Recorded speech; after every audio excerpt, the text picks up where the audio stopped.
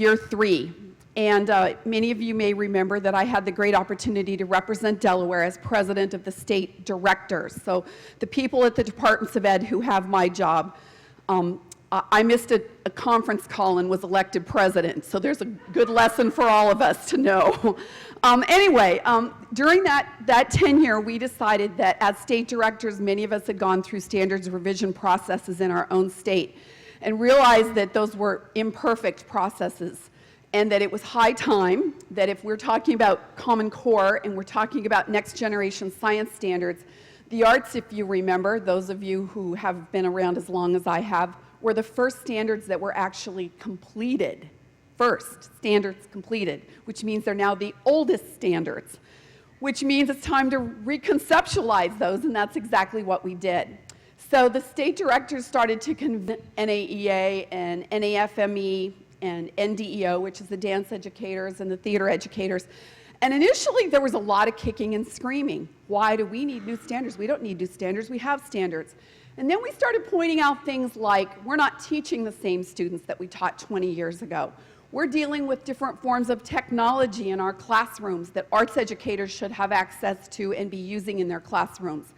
We need to embrace media arts as an arts discipline, and if we don't, career and technical ed are only too happy to run right in there and do that, to the exclusion of any kind of sense of aesthetics in using technology in the arts. We are very well versed in aesthetics. We understand aesthetics, we understand composition, and we understand the need of marrying skills with aesthetics and the ability to use technology as a tool. So we worked really hard to include that as a 5th discipline. So I'll talk about that in a few minutes. So anyway, this has taken 3 long years. There are some really unique features to these new national art standards that are unique, and I think you're going to really love. They're going to cause us to think about teaching in the classroom in a different way.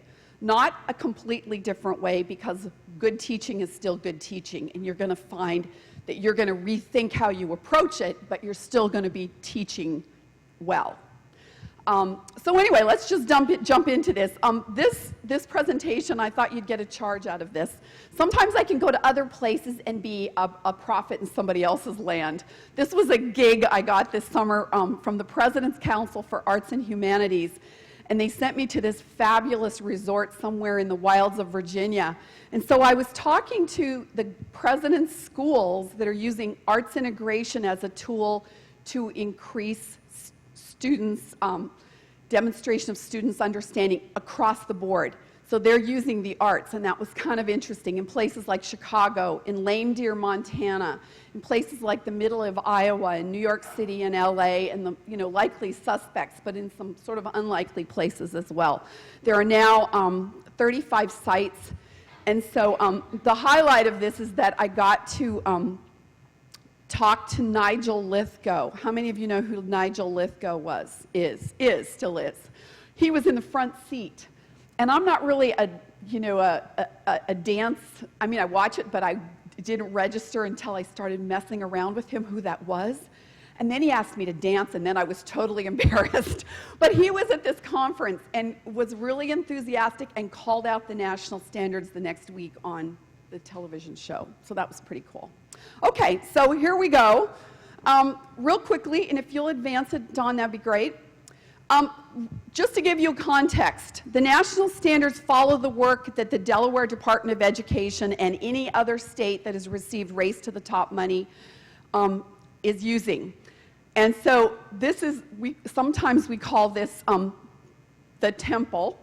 Occasionally it's been called the Temple of Doom. But these are the big pillars around the Race to the Top application, of which Delaware received $120 million. As you can see, the first one is rigorous standards and curriculum. There's a number of you in this room that worked with me to refine our art standards in 2007. And then many of you, almost every one of you, worked on those 502 units to demonstrate that your district or charter school was aligning their curriculum to the current Delaware standards. I think before this is all over, it's likely that'll happen again, but what we'll be doing is crosswalking your 502 units with new art standards. So we're not starting from square one, so don't throw those away. The second one was sophisticated data systems, and I think almost every one of you is probably in some way using eSchool and some of the technology. Delaware is leading the pack in terms of technology for other states. Some money went into that. I'm going to jump over to the far right. Deep support for lowest achieving schools, and there I know are some of you in this classroom that are, or in this auditorium, that were working in schools that were receiving extra special scrutiny and treatment because your students were in a school that had habitually low performing. And we know that that's been revised again, and we saw that in the paper last week, that there are schools in Christina and Red Clay that are still going to be under that scrutiny. The one I'm probably most interested in and that received the most money that would affect arts educators is the third column, which is effective teacher and leaders. So of the $120 million that the state received, 60 million of that went right into the districts. And so we have a number of district coordinators. Judith and Ann are here. And you know that that money went into your districts and was dispersed within the district. The other $60 million stayed at the Department of Ed, and 60% of that went directly into the teacher and leader effectiveness unit and went into the building of those tests and the whole entire process we went through for teacher evaluation. While I'm on it, I hope many of you received that piece of white paper that was floating around. It's an invitation for you to be considered as a member of that next team. I need about 10 art teachers, elementary, middle, and high school, to take a good look at those current tests and to make some suggestions for some revisions. We're in the first wash cycle with social studies, and there are some resources, which means there's also stipends available if you want to participate and want to field test these. Think about that. We get to field test them this time. What an idea. So please consider that, and please make sure if you're interested that you get it in my hand. Put it on the table. Put it on the table out there, but I need to have it today. So thank you. That's the little infomercial. Okay, onward and upward. So quickly, here's our agenda. Here are our essential questions. It's hard to talk about curriculum unless we talk about assessment and unless we talk about instruction as well. Those go hand in glove, as you know. And so the curriculum is the what. The assessment is the so what. So how do we know what students know? And the last piece is the now what, is the instruction that's going to support both the curriculum and the assessment. So I hope that makes sense to all of you. So that's what that looks like, real quickly. All right, next slide, please. I did a poll everywhere, and I don't have this hooked up because I'm not live, but this is a great tool. How many of you have used Poll Everywhere in your classrooms? It's really awesome. Check it out online. It's open source software called Poll Everywhere, and you can use your cell phone. So it probably wouldn't be great in your classroom, but it would be really great with a PLC with your teachers to formatively assess what they're thinking, and it'll give you directions on how, it'll give you a question that you develop, you text in a number, and it immediately gives you live data on the screen. It's one of those ooh-ah moments, so it's kind of cool, but there's a little instructional strategy to share. Okay, next one, please. Next one. How many of you were at the National Art Educators Conference in San Diego? There were a couple of us that were there. I was really happy to be there. So the National Art Educators have done a fabulous job, as you can imagine, doing the visual part of this presentation as we roll out standards. And I have to tell you, the unofficial rollout nationally was on June 4th, and I think I sent that out, and some of you, logged in and participated. And it was sort of informal because it was a webinar and they were talking people, and congratulations. The big official rollout is in Times Square on October 20th, and I just got the email from the leadership group that I'm working with, the standards, and they have the celebrity. It's embargoed until Monday, so I'll send out the press release to all of you on Monday, but it's someone at a very, very high level, young, that will appeal to young people, but it's very cool that they secured that person as the spokesperson to help release these on October 20th. This video is awesome. Go to the NAEA website, your members, and go in there, and it's on their front page, and you click on this YouTube video, and it's this wonderful graphic of a hand drawing on a chalkboard. And it isn't until you've been through the entire thing that it finally talks about the national standards, it talks about all the features. But as the camera pulls back, you realize that it's a chalkboard, but it's a chalkboard in a gallery, and the gallery is in a museum. And it just snaps all of this into context of what we're doing. So it's really elegant.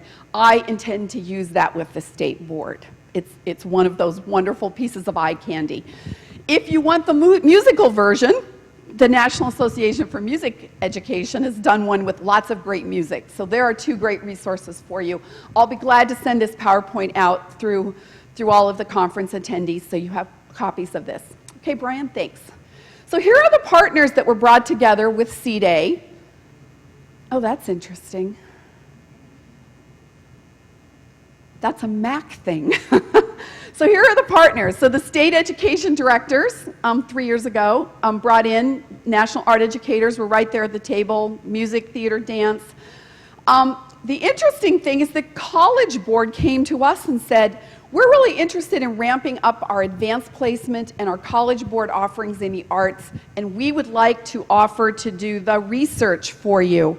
And so on the National Standards website, which I'm going to show you in a minute, are now 7 wonderful pieces of research that span everything from early childhood development in the arts, if you're interested in that, to what does a sophomore in college need to know about arts education to be successful in whatever field they choose.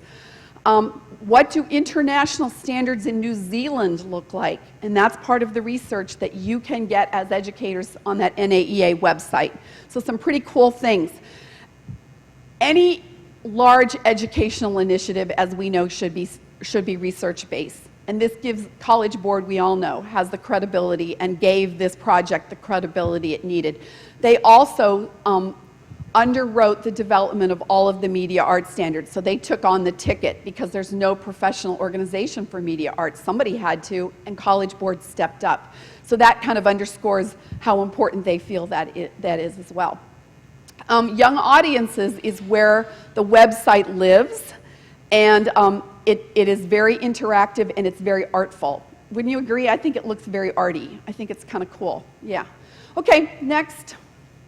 So here's what that standards creation looked like. So many of you remember that I put out an all call for any of you who, kind of like today, are interested in doing some extra work. And one of those things was, are you interested in being a national writer? And so we asked for letters of recommendation. And all of the C-Day members, so I took the stack from Delaware and I wrote a note on every one of those, making a recommendation about this particular person, and sorted those into art, theater, dance, music, media, and sent it on to NAEA as an example. Compiled all 50 states and went through all those applications and chose a 10-member team that were their national standards writers. And so arguably there were 50 members writing the standards. They were nominated, as you can see, nominated by C-Day, professional organizations, and then there were 25 of us that were selected, had been part of this leadership from the beginning and stayed with it throughout the entire project. At one point, and I just have to tell you this, I've said this before, but I have to tell you that at one point NAEA asked me to be one of their 10 writing team members. And I think as a visual arts teacher, I can't say this in any group, but I can with you. As a visual arts teacher, that was probably one of the pinnacles of my career, is to be asked to do that. And I slept on it, and the next morning I came back to Dennis Inholzen and said, you know what, thank you, I really appreciate it, but I feel like my attention should be on the leadership team There was another person that I think was wonderful, but I just have to tell you that was really one of the hardest things I've ever had to say no to, and I was really honored for them to even consider that. Okay, next one. So here's the review. So after 2 years of writing, you know that we had 3 formal reviews, and DAEA met at the Capital School District in the summer, and many of you participated in that, and we provided written feedback to those standards. And what's interesting is you can see as you read these items, it didn't fall into a black hole. Actually, the comments we made went back to the standards writing teams and were sorted and considered and discussed and were folded into the revision as they moved forward. So it was very, very important to them that this made sense in a classroom. Does this make sense, and is this good for kids? And I think that's what we're all about. Ultimately, they received 1,056,000 responses when you consider that, electronically. So even being able to manage this, and is there anyone in here that was on the first standards commission in Delaware that wrote standards 20 years ago? So a couple of you, yay, thank you. All of this was done by paper. So imagine that technology had a huge influence on being able to capture this. And when the leadership team met, we did back streaming, which meant we were working, but people could call in and watch the videos and offer questions in live time while we were working in Reston. That was pretty notable. I think I can say assuredly that the process was much more transparent than probably Common Core. I think I can say that we were emphatic that teachers were going to have a voice in this process. Okay, good, thank you.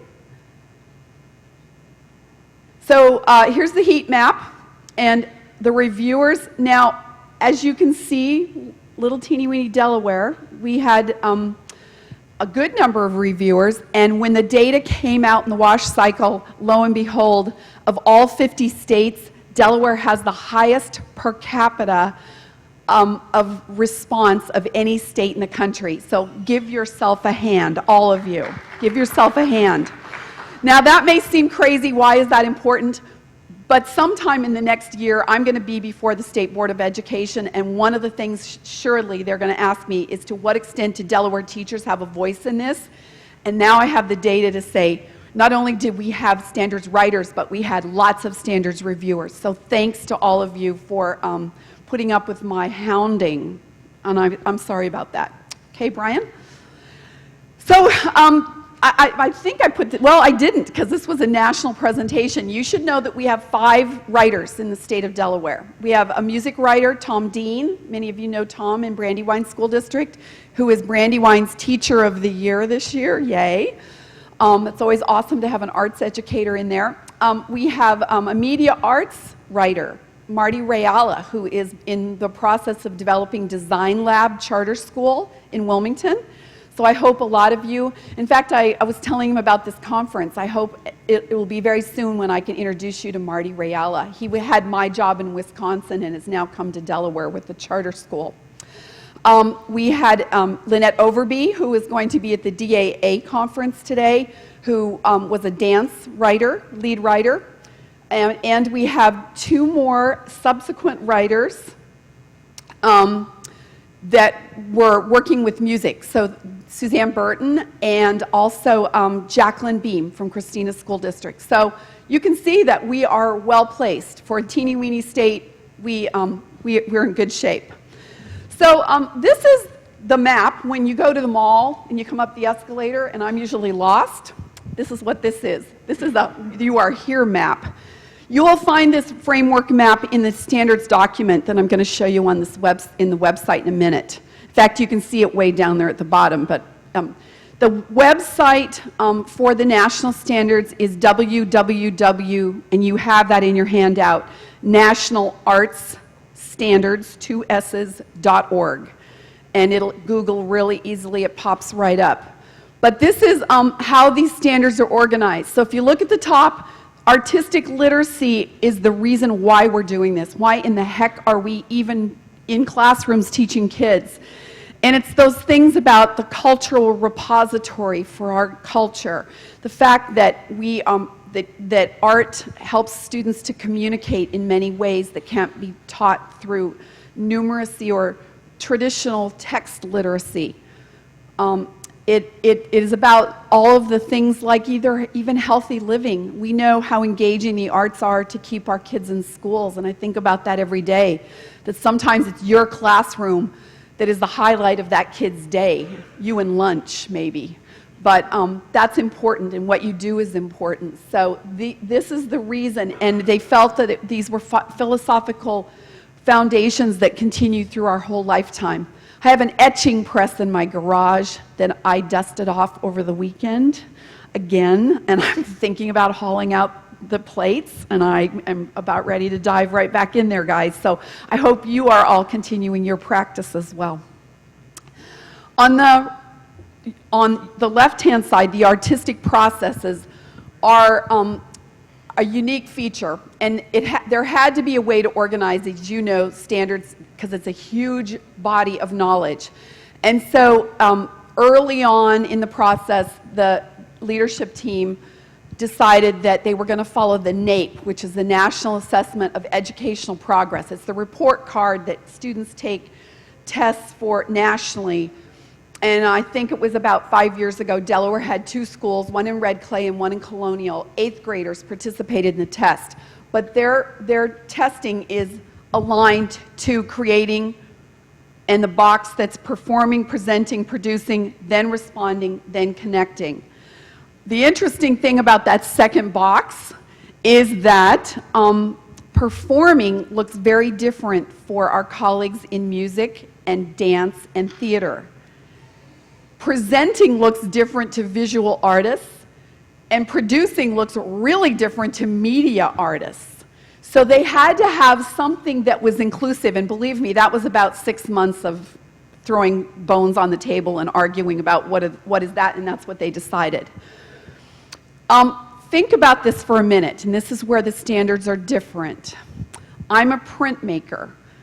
I always felt like in my classroom, and that was one of the things I had to learn when I went to the department, working with 4 disciplines instead of working with visual art. I made the assumption that everyone started with a blank slate or a blank canvas, but music educators normally do not. Many times, and Eddie just popped in here so I can pick on you, hi.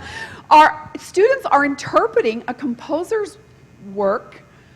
Some music educators are really good about including and encouraging students to create, but many are not. And so that's going to be an area where I think music educators are going to have to make some shifts in their thinking about how do we get students to continue to create from early childhood into their elementary, middle, through high school, so that it doesn't become just a capstone AP music theory course, which is a really, really hard course, by the way. Music educators have to take it in college, but if students are trained all along, that's probably going to be less intimidating, and it's going to be a more intuitive process than a capstone at the end. So there's a shift. For arts teachers, I, again, as a printmaker, would finish a print, get ready to put it on display, cut the mat, put it on the wall, present, walk away. The new standards for visual art have the word curate in them. So you can imagine how your colleagues in museum education are jumping up and down and screaming and thrilled because the word curate appears. A student body of work where it isn't individual pieces, but how does this piece relate to the piece before it and the piece after it? And so it becomes a body of work and an idea that is continued over time. That's really exciting. So if I were in the classroom and poking around, beginning to look at these standards, that's where I'd begin, is thinking about how would I change my thinking around presenting. So I would just toss that out. Certainly, I think many of you are working hard in responding, and you certainly have always worked hard in connecting. but you're going to find that these standards are spiraled up from kindergarten clear through high school, and you're going to see that there are concepts that spiral upward and are very elegant and are benchmarked not only by grade, but by grade band and proficiency level at high school. So that's where you see these boxes on the side. Pre-K to grade 8, which are the performance standards, and then high school performance standards. And this is where they borrowed Delaware standards. Who thought that in 2007 we had this great idea about proficiency?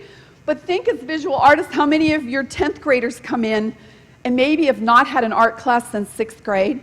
They're not 10th graders. They're beginning. They're back at maybe getting them to demonstrate proficiency at 7th and 8th grade, those first 2 levels after instruction in 6th grade. And that's where our DPAS test is arranged that way. It's the year of instruction beyond 6th grade, which is a mandate in our state. And I hope by now you all understand that and that makes sense. What I didn't mention on the artistic processes, that when you see these big ideas of create, present, perform, respond, connect, these are held together by 11 standards called anchor standards. And they're really wonderful statements about, in create as an example, the student will conceptualize ideas to create a work of art. And then the second one is students will refine or will create using the ideas they've generated. And the last one is refine. What is that process of conceptualize, create, refine? What is that?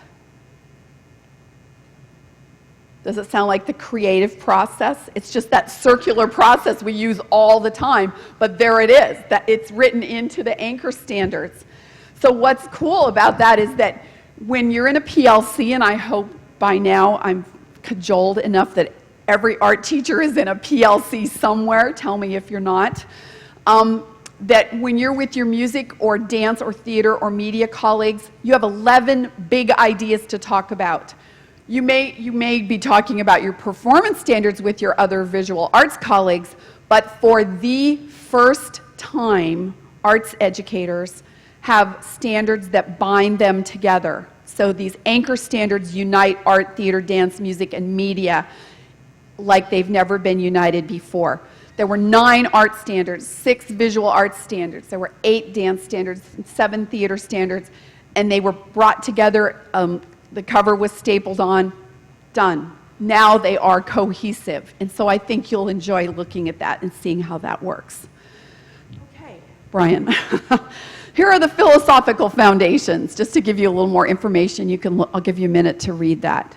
All of this is on the website, and you can get that information. I don't think we can argue with any of that. Okay, Brian? Here's what the website looks like. And you, again, on your handout, and you can see it up in the upper right-hand corner, have the URL. These boxes at the bottom are going to give you the ability to sort these standards. These standards were never intended to be printed. So unless you have 2 reams of paper in your printer, do not hit print. So they're intended to sort. And as an example, Kelly may be interested in middle school, elementary. So Kelly's interested in elementary visual art, and she's maybe interested in looking at the standards for 5th grade under Create. And so what she can do is go into these discipline, artistic processes, go into Create, grade level, I want to look at 5th grade, and then she's going to sort it, and then she's going to hit print, and that's going to give her a slice of the standards. I think of these standards as being a huge cube with about 100 doors going in different directions, and that you have the Ginzu knife that can slice and dice and chop these any way you need or want them to. The other great thing is that you can email these to your administrator. So when you get to DPAS and you're doing your DPAS documents, and you need to show your administrator that your DOK level 4 is right on the money, and here's why, you can email that standard, save that standards document, and email it as an attachment to your administrator. When these become adopted, but there's that opportunity right there. So again, make yourself familiar. Go in and poke around and see what you think. All right, Brian, any questions about that at all, the site? Here's the second page of the site where you also can go in and you can see where you're ticking off processes. The great news, if you notice, these come with enduring understandings and essential questions. Early on in the process, our friend Daisy McTighe, remember Daisy? And her husband Jay were brought into this process. I got a phone call one day. Do you have Daisy's number? Yes, I do. So they were brought in, and the great news is that Delaware and about 10 other states, maybe 15 other states, speak fluent UBD now, or LFS for some of us. This could be a heavier lift for other states. In our state, having wonderful essential questions and enduring understandings already written is a gift. Those are wonderful, because sometimes those are really hard to write. Okay? All right, next one. This is a document that is on the website. This is anything you would want to know about arts education currently in the United States, and it was compiled while these standards were being written. As you can see, it's going to tell you all about how the standards were conceptualized, who was involved, with the thinking around it, the research, the principles, the whole entire process. So next year, when you caught your breath after the end, like July, maybe you want to look at this, but it's a really great document. Any of you are continuing ed and working on a master's or doctoral dissertation, this would be a great document for you to cite and use in your work. But some great work, as well as the research that goes along with that from College Board. Okay. We're welcoming our colleagues that are here for the DAA conference. Thank you. We're just finishing up a discussion about the new national art standards. So thank you, and we're glad to have you with us. Here are the research pieces, as you can see. So Arts in the Common Core, there are now 2 of those. And so we realized that many of us were being asked to show, to demonstrate how the arts are supporting literacy. Well, we've supported literacy all along. The literacy we've reported or have supported is not necessarily text on a page, but literacy could be walking into a museum or looking at a piece of art on the wall and reading that. And so the literacy is that we're teaching students how to understand visual imagery, be it through media or through visual imagery. That's still text-based learning, and it's still evidence-based learning. Think about that. Think about, you know, why did the artist use red in this painting to guide your eye through that composition? That's an example of how evidence-based, text-based interpretation. So I think you're going to see more and more materials. I think I've presented in a couple of districts. I know I did in Brandywine. I've been in Seaford, at Colonial, doing some pretty simple exercises, but I think it helped understand that high-level understanding of text, not only in visual art, but music as well. How do you listen purposefully, not passively, but with purpose, and interpret musical literature? The second one is 21st century skills, things like collaboration, multiple solutions to a problem, things the arts have always done really, really well. But that was some of the basis, the research basis for the standards. College level expectations, and we felt like as we talk in here about college and career readiness, the arts are a very important part of that. We prepare students with skills to go on and be successful in college and career, technical schools all the time. The ability to understand visual imagery, the ability to collaborate, the ability to solve problems in multiple different ways, and have a tolerance, guys, to have a tolerance for looking at refining work. And sometimes, I mean, we have the word failure has a bad taste in our mouth, but we know in the arts, if you don't fail repeatedly, you're not going to end up with what you were looking for in that quality product. We have a higher tolerance than I think any other content area in being able to refine work on a continuum, and that's a good thing. We need to instill that in our students to stick with it and long enough to get that end product we're looking for. Child development is a great piece. So those of you who are working in early childhood are going to love that research on child development. The international standards I found to be fascinating. Out of 17 sets of standards, I would say the United States is probably 10 or 11. We're hoping now that we're going to be inching up. But I would say the benchmarks we're shooting for are probably Australia, New Zealand, and maybe Finland, possibly, are the countries that really have those highest interesting standards. But ours look very similar to that now.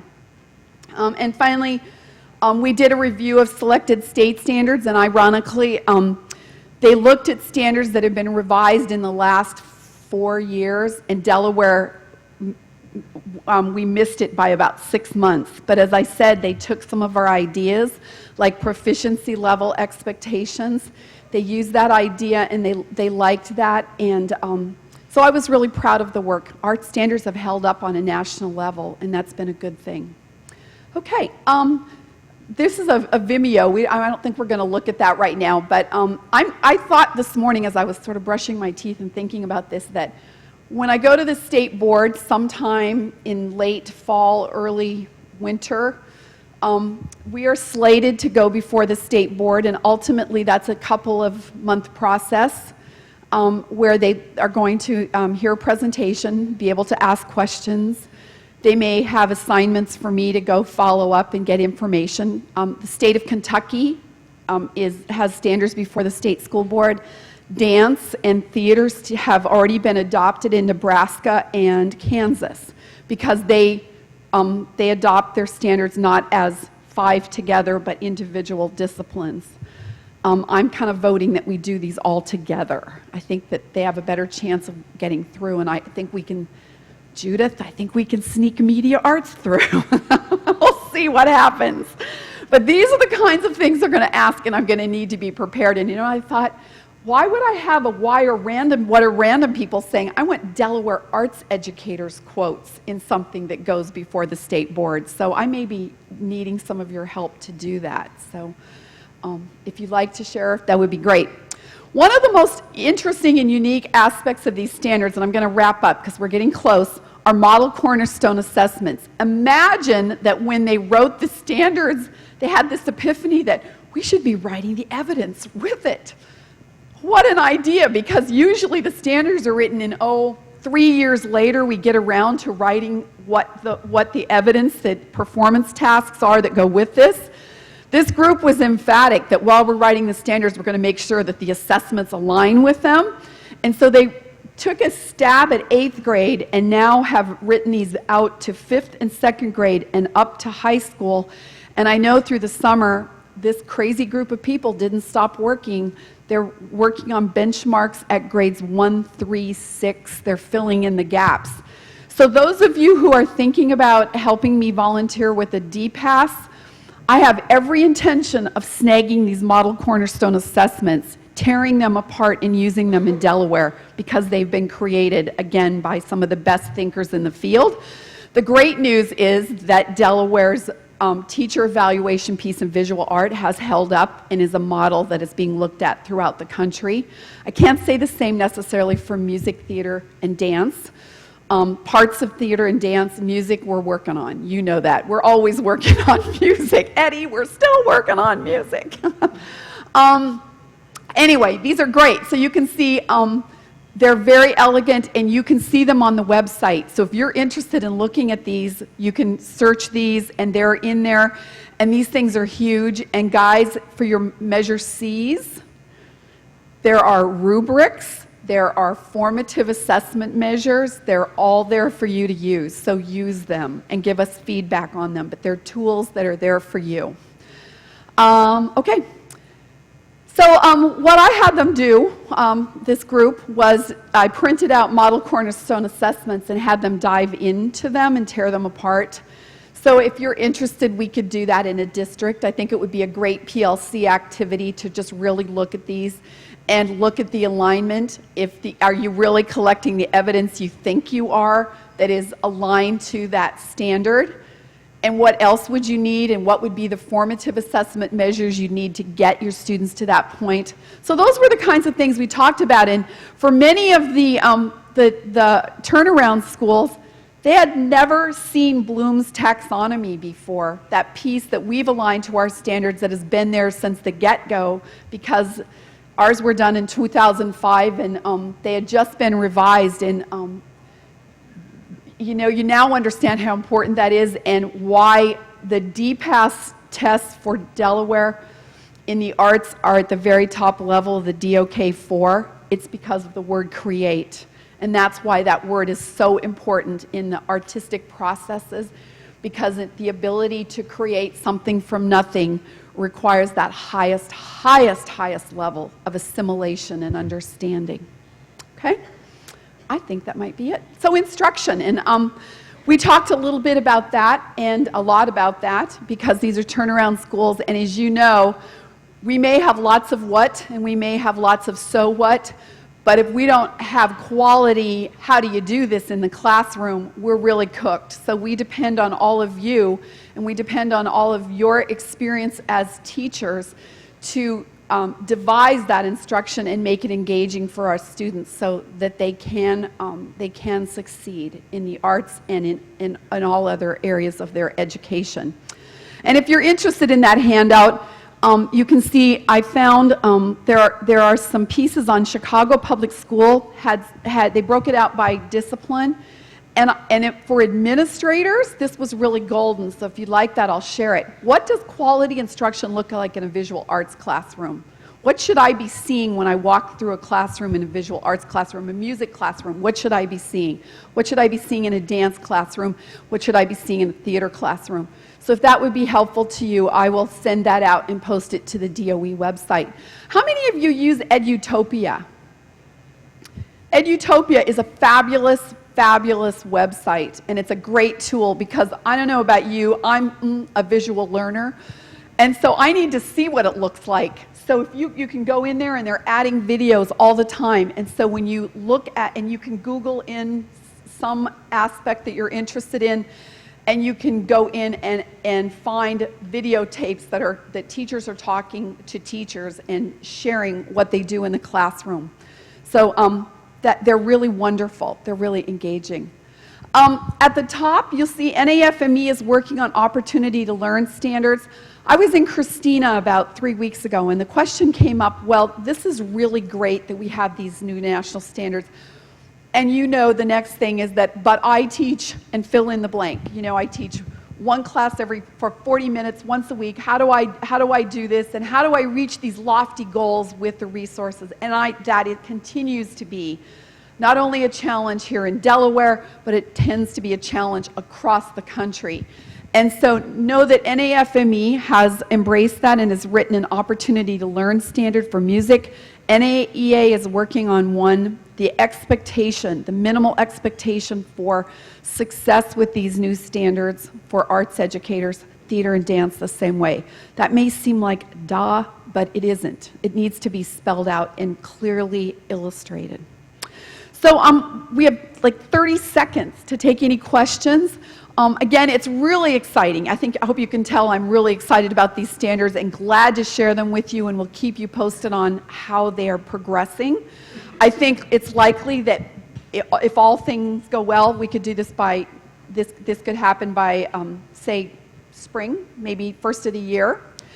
And then we begin the process of transition. So don't anybody panic and run from the room, because I think it's likely. Look at your colleagues in Common Core. This is a couple of year transition. So I think we have lots of time, but the experience you can have by going in and digging around, and these are going to be in your best interest. So thank you so much. Any last questions? Anything you want to offer? Hey, great. Oh, go ahead, Linda.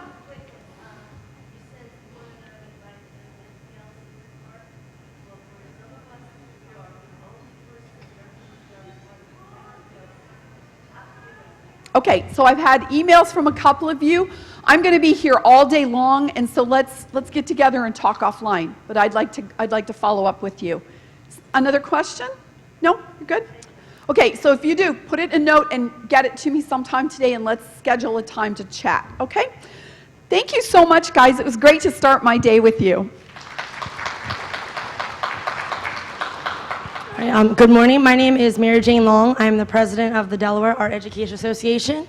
I just wanted to welcome all of you, and thank you so much, Deb, for starting us out. And thank you to Don Becker, who is with Del State, who is allowing us to use their facility for today.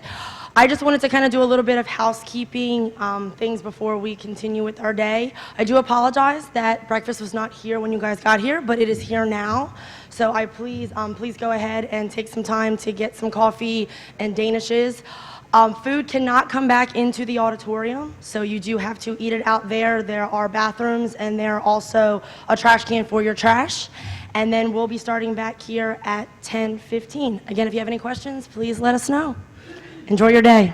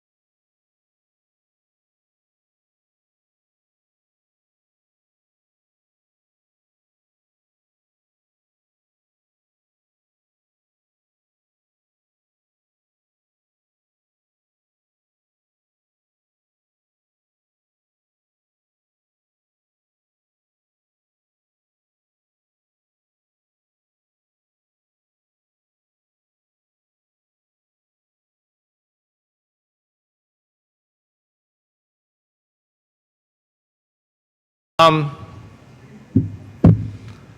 a little behind, so I want to get started. I'm going to make it short and brief. One, good morning. My name is Dr. Donald Becker. I'm chair of the art department here at Delaware State University, and I'd like to welcome everyone to the theater and to our university on the Dover campus. It's going to be a very tight day. We're going to be pretty active throughout the whole day, so I wanted to get started with a couple quick announcements. One, if you are not in lot 16 and or 25 in the back corner near College Avenue, please go move your car now. Now, at some point, you know, especially if you are in an area that is reserved or in another area, our police know that there's a lot of activity on our campus today.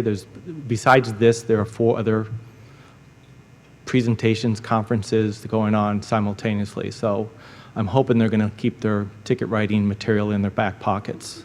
But you never know. And when they found out how many people were coming for this, they said, no, we're not going to give out parking permits.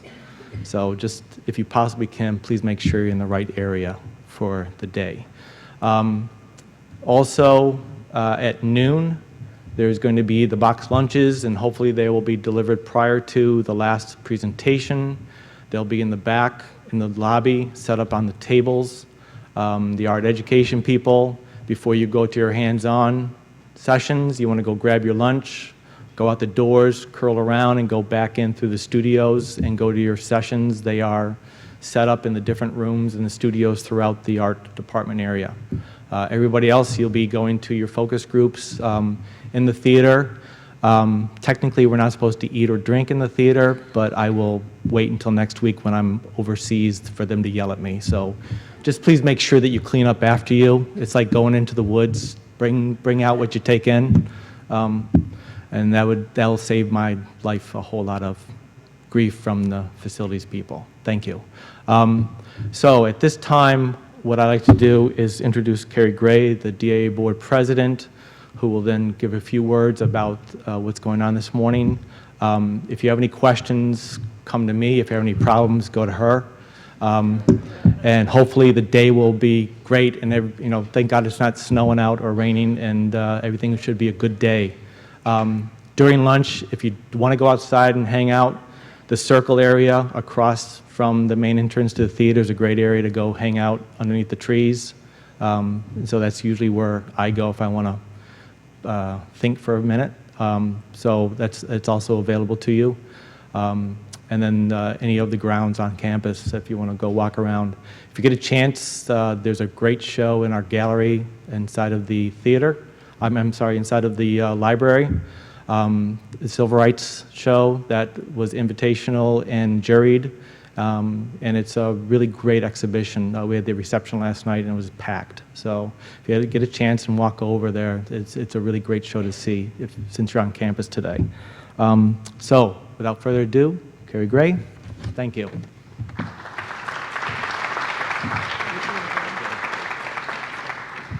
Good morning, everyone. We can do better than that. It's Friday. Good morning, everyone. Good morning. Thank you for humoring me. We all need, we haven't had our jolt of coffee this morning. We all need to be, wide awake and bright-eyed and bushy-tailed. So as Dr. Becker said, my name is Carrie Gray. I have the honor of serving as the Delaware Arts Alliance board president. By day, I'm also the managing director of Wilmington Renaissance Corporation. And so I'm really thrilled to see so many folks here today interested in this conversation. And I want to thank you for coming to the Delaware Arts Alliance's first Arts Lab. How many of you, this is your first time at a DAA event? Excellent. We love building audiences for the arts in general, also for DAA. So I hope you enjoyed today's program. For those of you that aren't familiar with the Delaware Arts Alliance, we are the unifying voice of the arts throughout the state of Delaware, advocating for the central role of the arts and arts education in advancing dynamic communities and a creative citizenry. At this time, and I just saw the lights go down, so hopefully they can maybe come back up. I'd like to ask any DAA board members that are here to stand and be recognized. There are a number of them.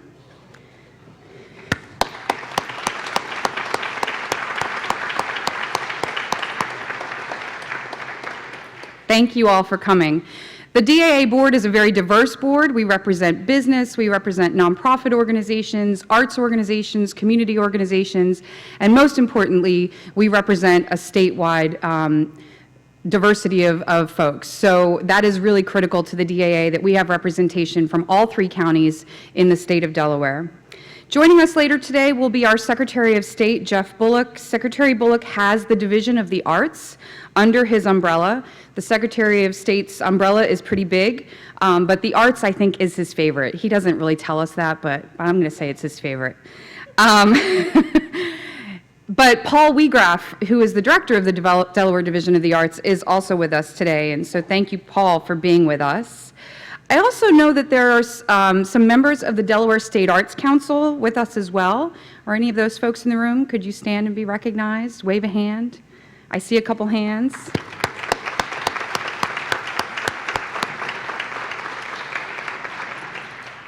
These folks are appointed by the governor to sit on the body that's called the State Arts Council to help give guidance to the Delaware Division of the Arts in terms of their grant making and other initiatives. So they're a really important group of people, and we're glad that so many of them are here with us today.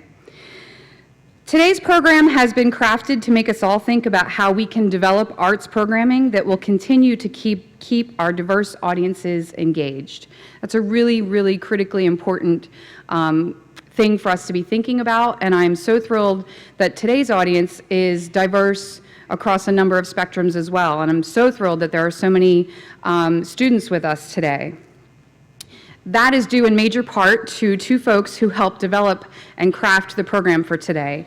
Dr. Becker, who you already heard from Delaware State University, and Dr. Watson from the University of Delaware. Thank you both so much for working so closely with the DAA staff to put together today's program, and also, of course, for your support, sponsorship support of the program today as well.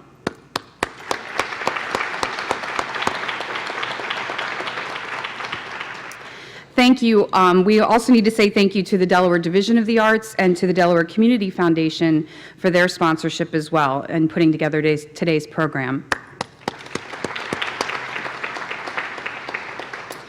We are thrilled you're with us today. I know I look forward to the content and the information that comes out of today's panels, and particularly to our keynote speaker, Lorene Carey's comments and remarks. So I think we have a great agenda. I hope you all leave here today excited about the future of the arts in Delaware and encouraged by the mission of the Delaware Arts Alliance. Further, if you haven't already become a member of the DAA, I hope you'll leave here with a membership today. There's no charge to join, but your willingness to join DAA shows your commitment to the arts in Delaware and your interest in helping us to advance our messages of advocacy. So keep that in mind. Don't leave here without a membership today.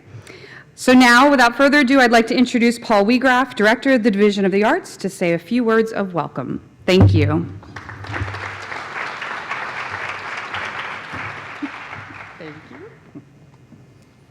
Actually, Secretary Bullock has said that we're his favorite division.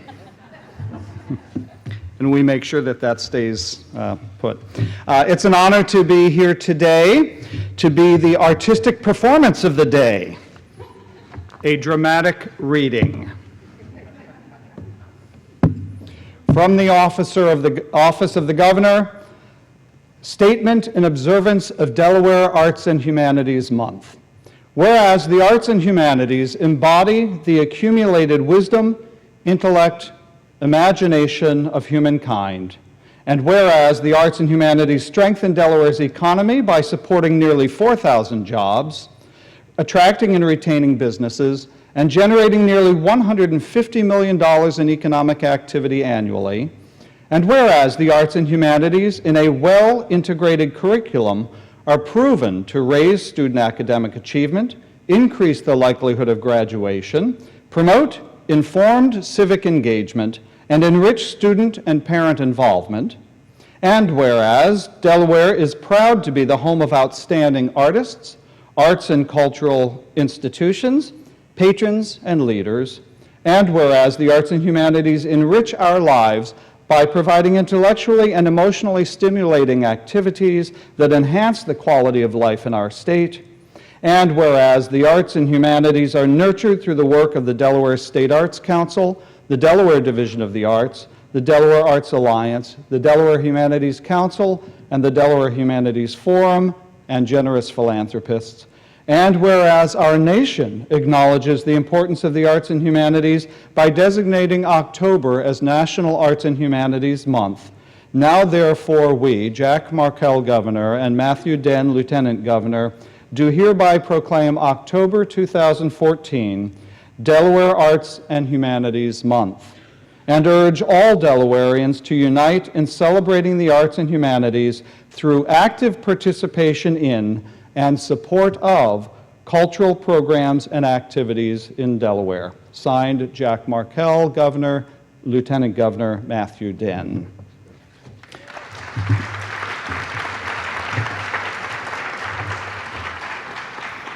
And I will leave the proclamation up here for the Guillermina to pick up later. That last statement, I think, is the most important one in the proclamation, and that is urging participation in the arts. I will tell you this as a representative of a funding agency, a public funding agency. There is no more powerful case that can be made for public, private, and corporate support for the arts than public participation in the arts. Your participation in the arts and encouraging others to participate in the arts actively is the most powerful statement that can be made for the importance of the arts in our lives, from economic development to education to enhancing quality of life. So thank you for being here today representing that commitment to the arts.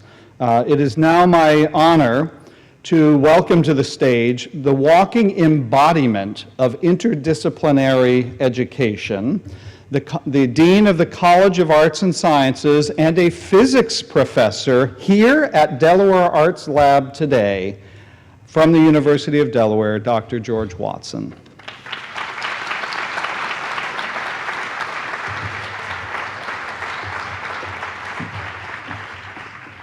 Good morning, everybody. I'm really excited to be here today to share the Delaware Arts Lab concept with you at this first ever Delaware Arts Alliance conference, officially hosted as part of the new Arts and Humanities Month. What I'm really excited about is today is here and the planning has concluded.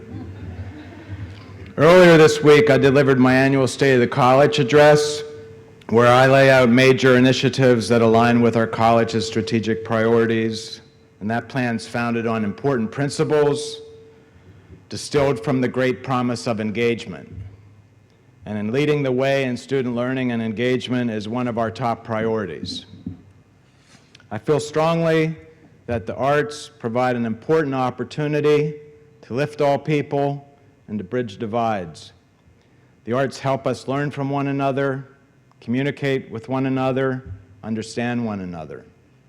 And the arts are a critically important avenue to helping us engage students and audiences alike.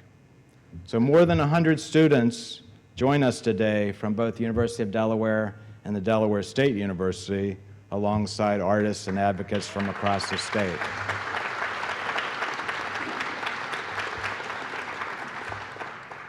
Could I just hear from the students too? Let me hear from the students.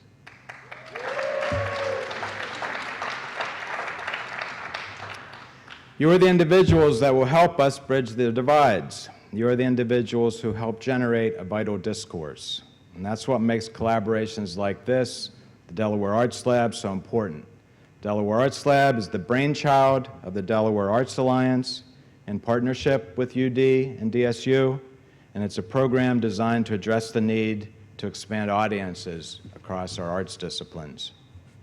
Everyone in this room understands the great impact we can have when we work together, or you wouldn't be here today.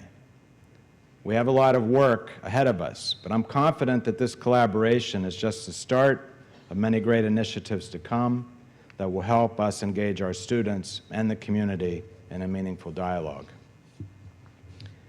Now, it's my great pleasure to introduce Lorene Carey, who will deliver today's keynote address. Lorene is an accomplished author whose books span genres from the memoir to literature for young readers. Her best-selling memoir, Black Ice, was named an American Library Association Notable Book for 1991 and is frequently taught in colleges and high schools. Her more recent novel, If Sons, Then Heirs, was called an absorbing and moving tale by Publishers Weekly and a powerful take on family and history by the Philadelphia Tribune. Lorraine's essays have appeared in publications like Newsweek, Time, Essence, and O Magazine. She's also authored scripts for 5 LED screen presentations to commemorate the lives of enslaved Africans owned by George and Martha Washington. Next to the Liberty Bell on Independence Mall in Philadelphia, the videos in this outdoor exhibit create an immediate, emotional experience grounded in fact for millions of visitors each year.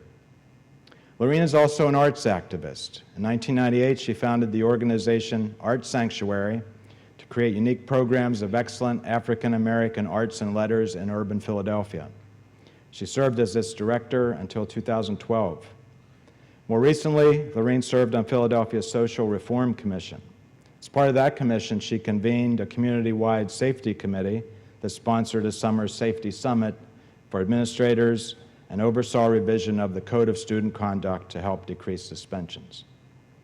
Last, but certainly not least, Lorraine's an educator. As a senior lecturer at the University of Pennsylvania since 1995, she teaches courses that encourage students to create works of beauty that will impact the intellect and emotion of real readers. For her writing, arts activism, and role as an educator, in 2003, Lorraine received the Philadelphia Award, the city's highest honor. She also holds 6 honorary doctorates, the most recent from Swarthmore, and she continues to lecture nationwide. We are truly honored to have you join us today as the keynote speaker.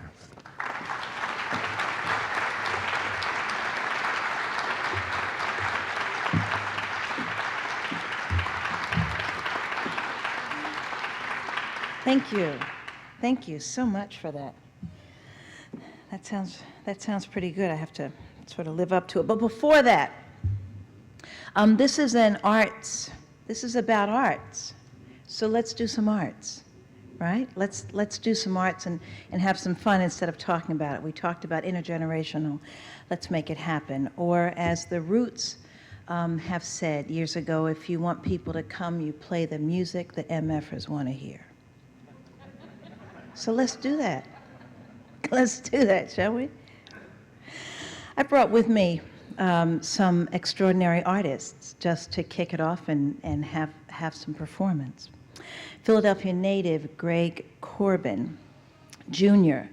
is an award-winning poet, motivational speaker, activist, teacher, philanthropist.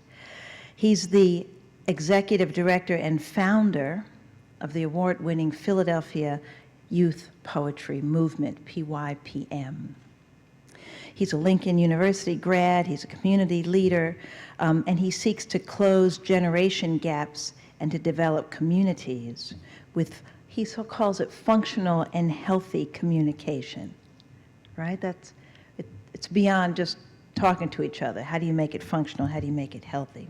He's an accomplished artist who performs from South Carolina to South Africa. He shared the stage with Mos Def, Talib Kweli, Saul Williams, Sonia Sanchez, lots more. He's been featured at schools, conferences, and festivals. He's been on a TED Talk. He's been on HBO, CNN, C-SPAN, BET, etc. He serves on the Mayor's Commission for African American Males, and in Philadelphia, the Mayor's Poet Laureate Commission. He was recently named one of Philadelphia's most influential by the nation's longest-running black newspaper, the Philadelphia Tribune. He says, when we invest in the voices of the young, we are in turn investing in the voices of ourselves and the future. Your voice is permission to be great, not permission to be silent. We will change the world one breath at a time, one word at a time. We write life and live it into existence. Welcome, please, Gregory Corbin, and he is going to welcome Victor Jackson.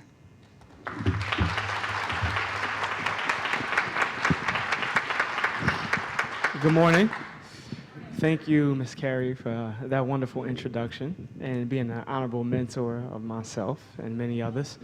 We've learned so much from you, so I want to say that in the public eye. Make sure you understand that that's an act of gratitude. And this is Victor Jackson, who is my son. And what's interesting is we talk about arts and how it transforms and provides spaces for humanitarians to act and create living art form through youth. Victor came through my youth program, and a situation happened, and I ended up being put in a space where I adopted him. And yeah, hello, right? It takes a village to raise a child, and to take it a step further, it takes a village to have healthy relationships. And through my relationship with Victor, I was able to reach out to people, and I remember having a great father, and we talk about transformational arts. So our relationship is a space of transformation, not just for us in a private view, but also us in a public view. So this poem I wrote is about that experience.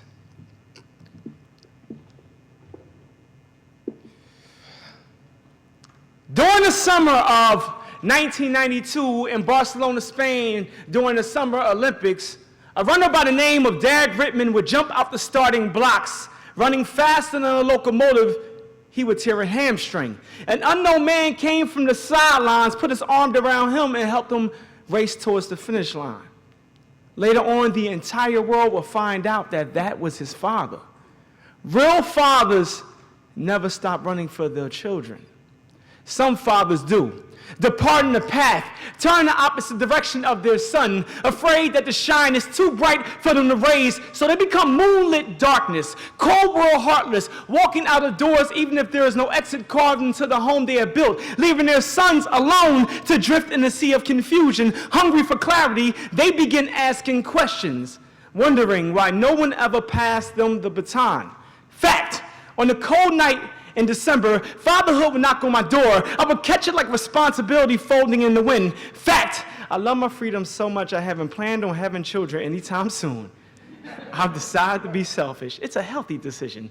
Fact, the only thing I know about fatherhood is that I had a great one. Fact, I knew something was special about you the moment you walked through the door with your eyes wide, hid in clouds. You love to dream so much that you say things that are a galaxy away. You are a vintage fashion expert, a rebellious sneakerhead, trying to dig your name into the track of life with each footstep, dying to be remembered, not tombstone enough to be memory, living to be noticed for the greatness you have bursting inside you. The gravel knows your name personally. You spin Motown records with your nostalgic fingers. You are the definition of karmic repercussion, the signature of reciprocity. I now know what my parents went through. One, how many times I gotta tell you to turn off the light? It's not like you're paying the electric bill. Two, the dish has been in the sink for like 2 days now, like for real. Three, why are you leaving socks near the joystick? I like playing video games too. I told you the living room is not your locker. Four, who walks by a bag of trash on their way out the house? Five, please flush the toilet. Nobody wants to see your poop. You remind me so much of myself, a professional procrastinator, a hopeful romantic, falling in love in seconds, breaking up in minutes, aiming for the stars, knowing a constellation is what you really want, a scattered genius afraid that too much normal will make him too typical, too predictable, and not mystical enough at all, not magical enough at all. There's something about the both of us that love being outcasts, something about the both of us that love being weirdos, and a world full of robust robots that forgot how to feel. You remind me how to feel. You remind me how to love. You have taught me that patience goes beyond a necessity when it comes to growing a young man for the race of his life, that it is not about the start, it will always be about the finish. I've screamed many midnights to the mountain peak of my lungs, trying to get you ready for this vigorous challenge of being a man. Held on to headaches longer than I've held on to my own peace, drenched myself in worry that I wasn't doing it right. What if I'm not doing it right? What if I'm not doing this here right? But I have to learn that a boy can only become a man when he learns how to run on his own, that I no longer could be your crutch, that I will not be there to help you clean up your own injuries or to clean up the blood. But just know when you hear a cheer or applause from the sideline, it may be me with a text message or at least a phone call saying, I love you, son. Because fatherhood is not a sprint, it's a marathon.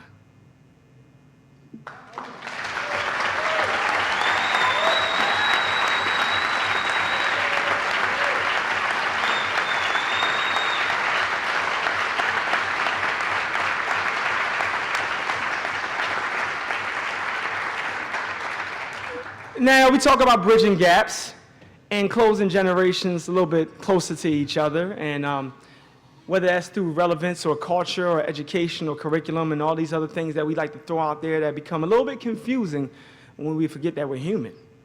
And in our pursuit of being even more human, we practice this culture of vulnerability. And that's one of the things that we teach to the young people that we work with through our writing workshops and all those things, that being authentic and showing up is a very important thing, and you can do that through honoring your voice. So how we were able to bridge these gaps was, Victor wrote a poem about me. Actually first. And I was totally caught off guard. I was like, what's this about?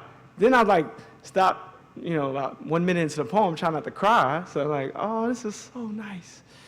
Wow. And then I wrote that poem. So he has a poem called Facts, and he's about to perform it for you. Give a huge round of applause for Victor Jackson.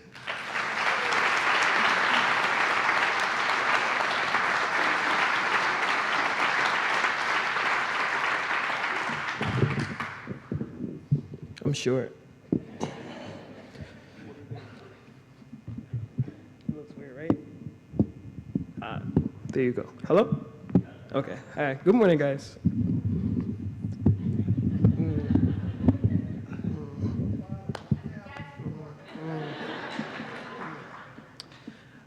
Good morning. Good morning. How are you guys doing? All right, so I'm going to perform this poem, and we're going to talk about it. Fact.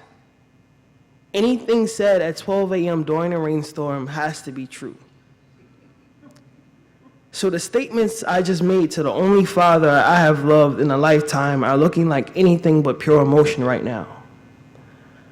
They are like referencing my tears as rain, a bit extra, but a storm all the same in a poet's eyes at midnight. He starts by saying, the morning is mourning me. I don't get out much these days. I don't get much sun these days. I think to myself, I don't feel much like a son these days. So I leave from there to be anywhere but there, because there is somewhere, and somewhere is too much of a commitment these days. So I stand outside at a Philadelphia bus stop in the middle of December, feeling anything but the cold, because I know there are colder things out there to feel, like feeling hurt, like feeling lost, like feeling weird while you're remembering nothing but facts you learned off the Animal Planet. Like cheetahs are one of the only animals where the mother teaches the cubs how to hunt. And praying. My mother taught me how to hunt and pray. I think of elephants in rooms, how my biological father has finally stepped out of the corner to tell the mouse that he is still there. I remember that elephants remember everything. He remembered everything, like my laugh, my smile. He remembered everything except to be here at a Philadelphia bus stop in the middle of December, feeling with me. The bus comes. I hop on the bus, throwing fare into the meter as a kid wishing into a well and wondering what is more broken in North Philly, the sidewalks or the black men.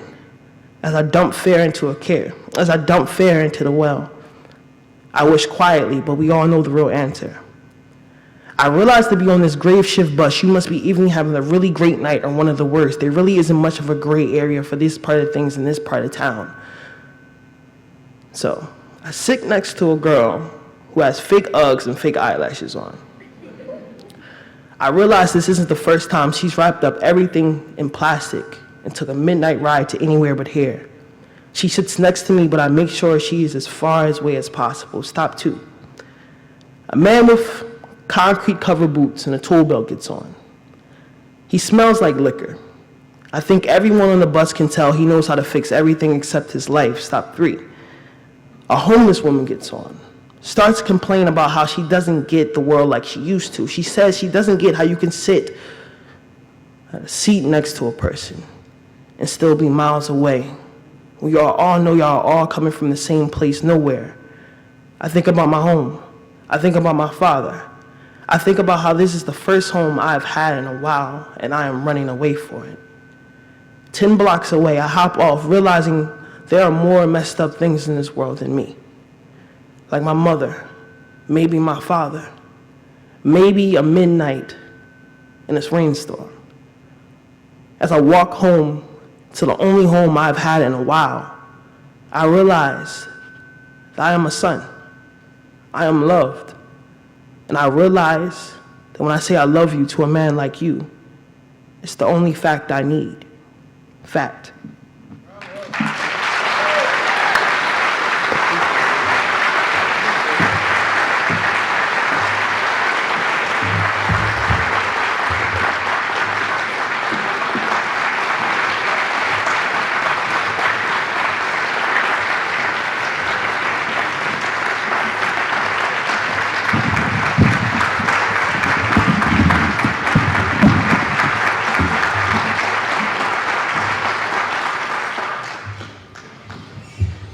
Amen. Are we having church yet?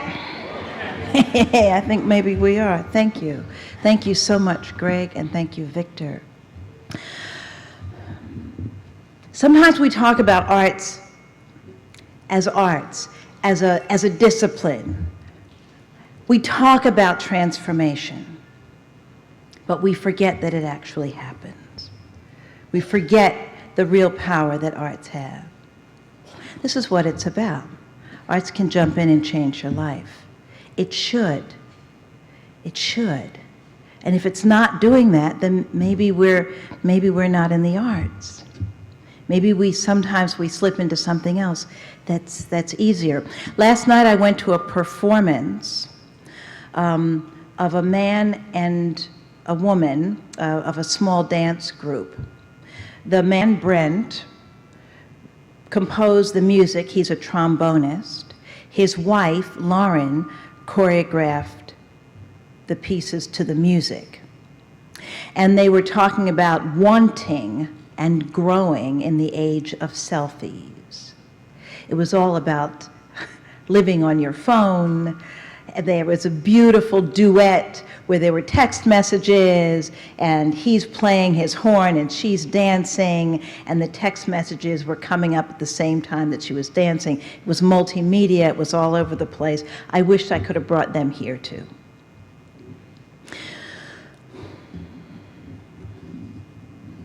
Art is about surprise. It's about refreshment and delight.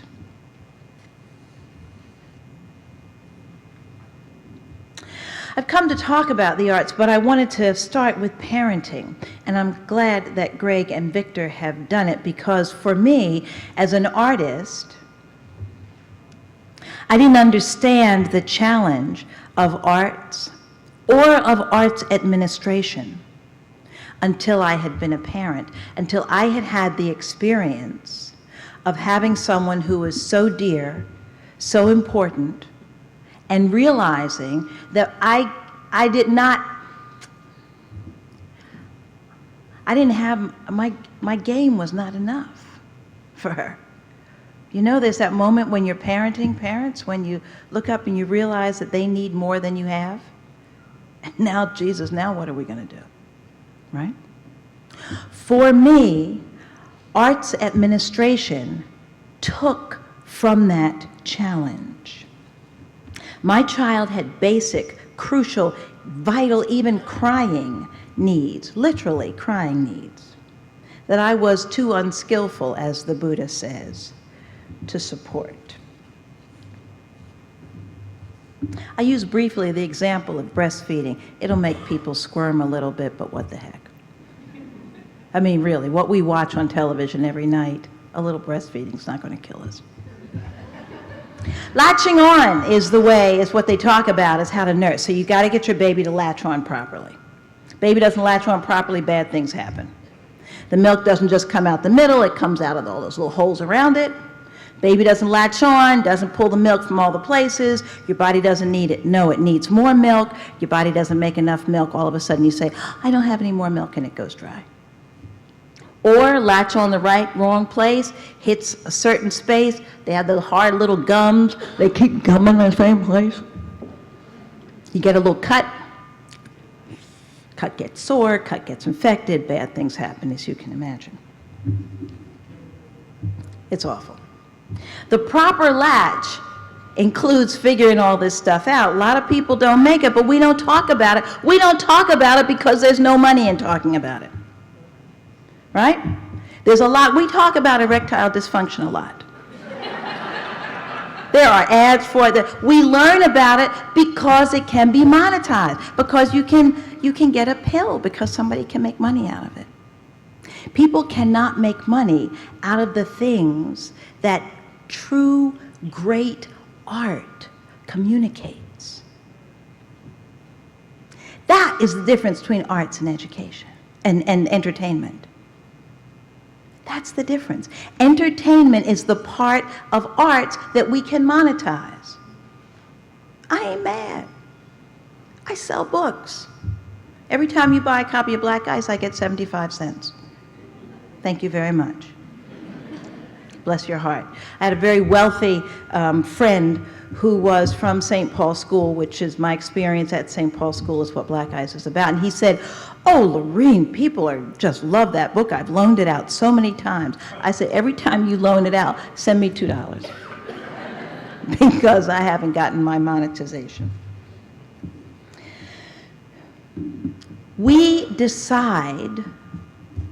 Often we decide what our arts organizations will be about, what our arts education is about, based on what can be monetized. It's not the same as popular culture, but there's a big overlap. Now, in my own life as a writer, I have sometimes, in some years, been part of that wonderfully blessed 4% of American writers who make their living from writing. It's nice in a year where you get a big advance. It's glorious, thanks be to God. But I am not in that 4% all the time, and therefore I've had to figure out, as my investment banker brother says, I gotta get my 5 streams of income. Some of them are gushers, some of them are little teeny trickles. But it's a way to figure out how to protect the art so that I can continue doing the best art I can without having to pimp it out, right? We do that as arts organizations too. How do we figure out how to do the best work we can without having to pimp it, right? We can figure it out though. Here's what I just want to, so I'm making these comparisons between parenting and between my own life as a writer. Understanding that arts administration is different. Understanding that a lot of times politicians talk to you about a state budget or a national budget and they say, it's just like your home budget. It is not like your home budget. It's not true. We're on a cash basis at home. Most states are on an accrual basis. It's a whole different deal. However, there are similarities. The arts sector getting more audiences, creating audiences, building audiences. It's not exactly like learning how to help your baby to latch on, but it's a little bit like it. It's like it in that we need new skills often to figure out how to bring in these new audiences. I'm also a clergy wife, by the way. My husband's an Episcopal priest. And often churches go out, and so we're always thinking about evangelism, get new people in. The fact of the matter is, often, even churches, even places that say that what we're talking about is the most fundamental, foundational fact of our spiritual life, even those places will talk about inclusion instead of radical welcome. That's what you do with your children. You do radical welcome. You bring them in knowing that they will change your life. When arts organizations open, really open to new audiences, when you really open to sons, to daughters, when you really open, it changes your life. You can't quite do the same thing anymore. And the fact is, maybe 10 years from now, you won't be in charge anymore. It's scary. It's one of the reasons we don't do radical welcome. But if we don't, we will lose our relevance, just as entertainment sometimes hits on the deep hope, the deep channel of hope inside us. But arts aims at it all the time. Similarly, if we fail to do radical welcome, we may find ourselves sort of just moved over from what is the deep channel of our humanity, from the kind of arts that can transform lives, that people line up for. We learn to do that by learning new skills. It is for love and money. I don't think money, by the way, is irrelevant here. And I'm not such a purist that I want to say money is vulgar. I told you, 75 cents a copy. Buy a copy of Black Eyes. Or other books. I get $75 on all of them, so you can buy any of them. But we've got to grow. We've got to grow. There's a group called the Social Impact of the Arts at the University of Penn who's done a lot of research. Social Impact of the Arts has figured that a functional arts organization in the hood, in any neighborhood, but particularly in the area of poverty, a functional arts organization raises all kinds of measures that have nothing to do with the arts. So if you have a great arts organization, my organization started in North Philly, it then became North and South Philly. In your area, real estate values increase, truancy decreases. Now, these are things that don't necessarily have to do with the arts organization, but the things that you talked about, having a creative citizenry, having those few extra very important jobs, running those interns through, having something happen that is exciting. Create this, make this new, let's figure out new ways of problem solving. All of that changes our communities if we're doing real arts, if we're connecting, if we're playing the music that people want to hear. And I think that means asking them and not being afraid of the answers.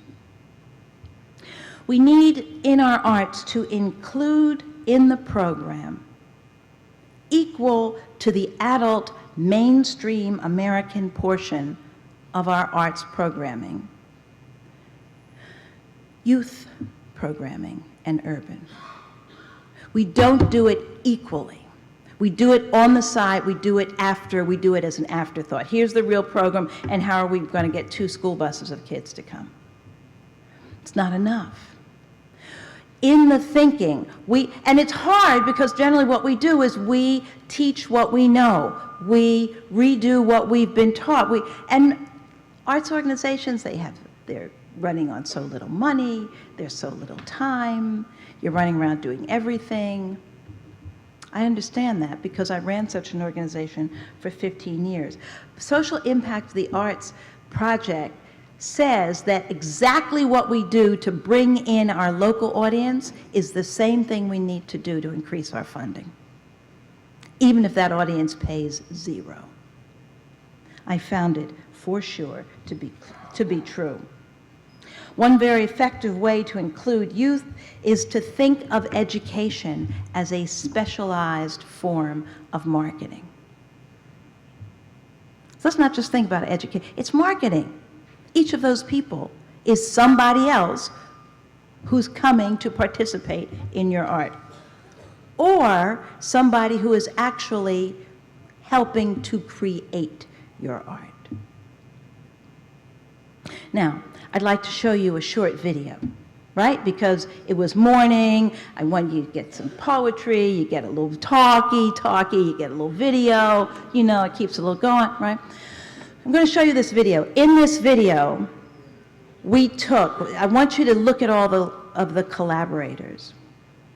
The initial piece was a piece of music written by an adult for adults that was going to be performed in Philadelphia at the Kimmel Center, our symphony hall, by the chamber orchestra, with a choir that was a combined choir but from a very large church, all grown-ups. The idea was that we were going to get money for school buses to bring in students. The Kimmel Center talked about bringing in something on the maybe 300 or 400 students. The place holds 3,000. What we did was instead we made a different calculus. We wanted to fill the downstairs, which is 1,500. So we went around and scrounged the money for school buses. Teachers were perfectly willing to come. The thing was there was no money for buses. Because of an error among the adult musicians, the program had to be postponed. It was to be in December. It had to be postponed. What the symphony hall said to us was that we would have to come up with a different date for those 1,400 children who were now already had reserved the day and the teachers to come to the event. If we think of education as marketing, if we think of those people as absolutely key, then we need to think differently. This is what this problem told me as somebody creating an arts organization. It said we had to do it differently. We took the composer, who happens to be a very charismatic person, and put him in residence at the Camden Creative and Performing Arts High School in Camden, New Jersey. We also put him in residence at the Kensington Creative and Performing Arts High School. Those two high schools then became our performers for the 1,400 kids who were coming. And in the year preceding it, by the way, we had been taught about this because this composer said he wanted to do something in the prison. So we created a year-long program where we taught in the prison twice a week, and he came once a month and gave us a crazy injection of his composer magic. And what the men wrote helped to influence what he was writing. Our community, therefore, for this work included people in the prison, children from K to 12, children who were performers, teachers who came to a teacher's workshop to learn the curriculum about the piece, as well as community members who signed up and people who paid full price. Let's take a look, please.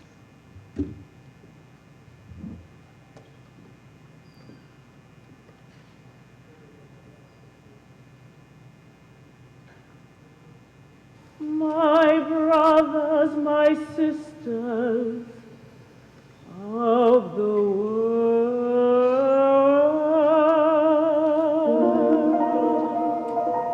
Whether the sounds deliver the love of a generation to 1,400 children at the Kimmel Center, whether they resonate with more than 200 inmates at the Philadelphia Detention Center,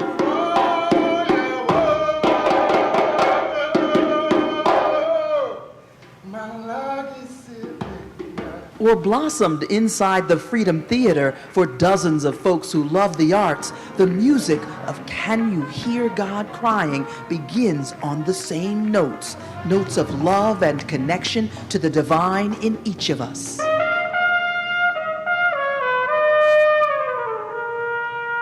You wrote, Can You Hear God Crying? What does that mean? Basically, the Creator telling me to remind everyone that when we suffer, so does the Creator. The complex score is delivered with powerful simplicity by musicians whose varied experiences are balanced by a common belief in music's power to transform and deliver.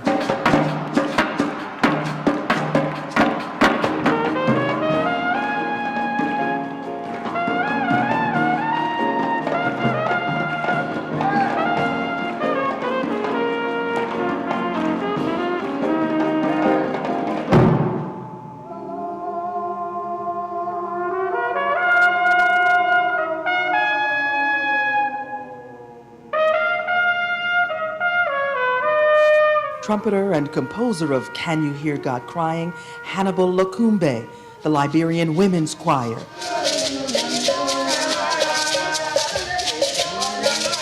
Trombonist Brent White. South African drummer Mahuwani Mahlele.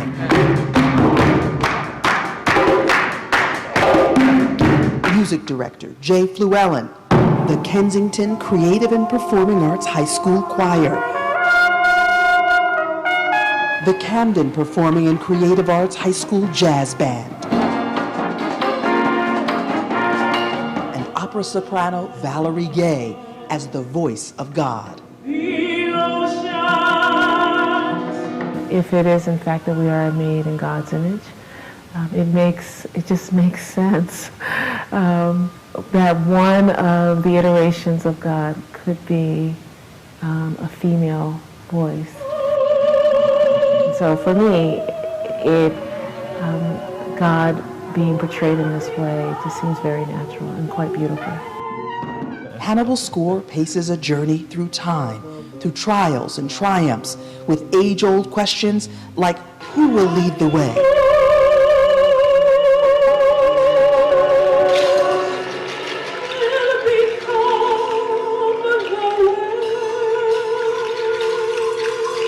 It tells the story of his great-grandfather's kidnap from West Africa into enslavement with a piece he calls the Jonah people. They carry the pain of people snatched from their lives, taken through a door of no return, and shipped across an ocean to be enslaved.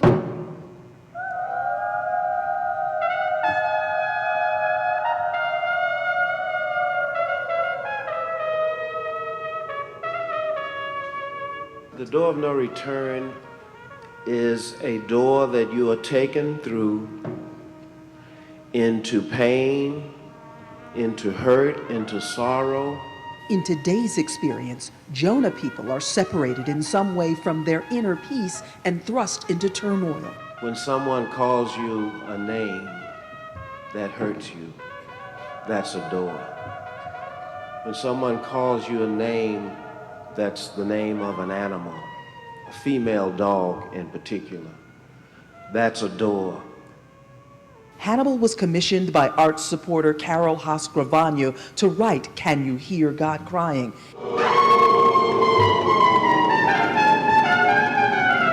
The music was haunting yet inspirational. I felt community and family. I felt what music was supposed to do, heal the heart and bring people together. And Hannibal is not a musician, he's a magician. His inspiration is fed by love of the divine, love of humanity, love for the mother whose image of God strengthened Hannibal's image of self. Love for his brothers behind bars, seeking to be whole through music and self-discovery. I feel inspired. I feel the spirit in me. I feel the love from the audience. I love playing. I've been doing this since I was 10 years old. So, I'm trying to get my life together so I don't have to come back in these walls. Timeless wisdom from ancient sages. I am the contrast of ingratitude and fierce flame rage. Half empty ink pens and sharp pencils are used to tattoo each page. Love for the babies who carry tomorrow's promise.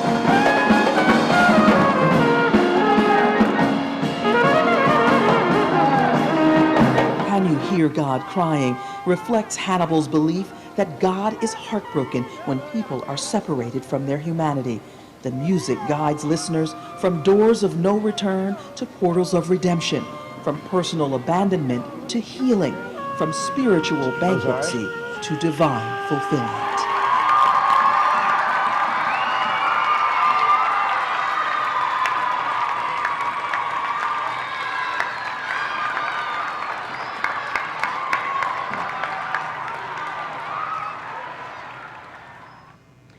Connection.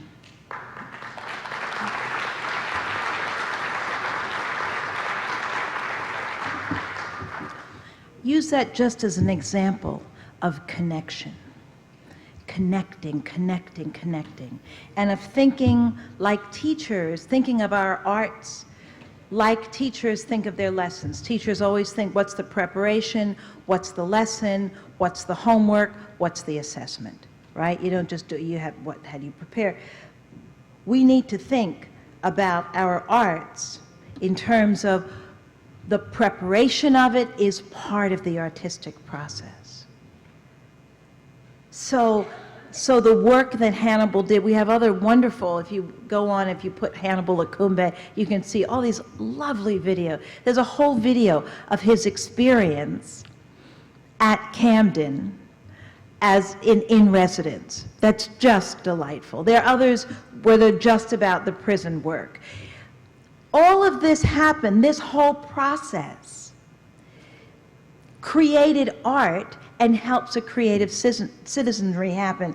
All of this process was because of connecting to people who should be part of the art but often are not. It gives the art a future. We had a board member who said to me in his very blunt way, he said, look at those kids, all these kids, there's 1,400, they're sitting there watching. He said, that was some weird behind music. And the kids loved it. Partly it was because they were watching it be performed by an intergenerational group, by Mahlele Mahwane, who told me, he didn't just tell me, he told us all on a panel discussion about being in a South African jail, being stripped naked, and at nighttime drumming on his chest to keep from going crazy, but not making any noise, he said, because if they found out anything gave you comfort, they would take it away. Because we had him involved and talking to young people, he told that story. We wouldn't have gotten that story otherwise, right? If we had just watched him up on the stage without bringing him into it. So the connection. How do we prepare for the art? Where's the arts in the preparation? How are we being creative as we make this? Who are we connecting to? How are we connecting? What's the arts at the moment? In the moment we're doing it. How are we being thoughtful? What I've been trying to do during this talk is to illustrate as well as talk about arts, so that you go out with a certain feeling of not just having been talked at, but maybe a little bit more participation. Does anybody here, speaking of arts, does anybody here have a tattoo? Yes, yes, yes, just a few of you. What I want to talk about is that's arts on your body. We do arts all the time. We're constantly thinking about it.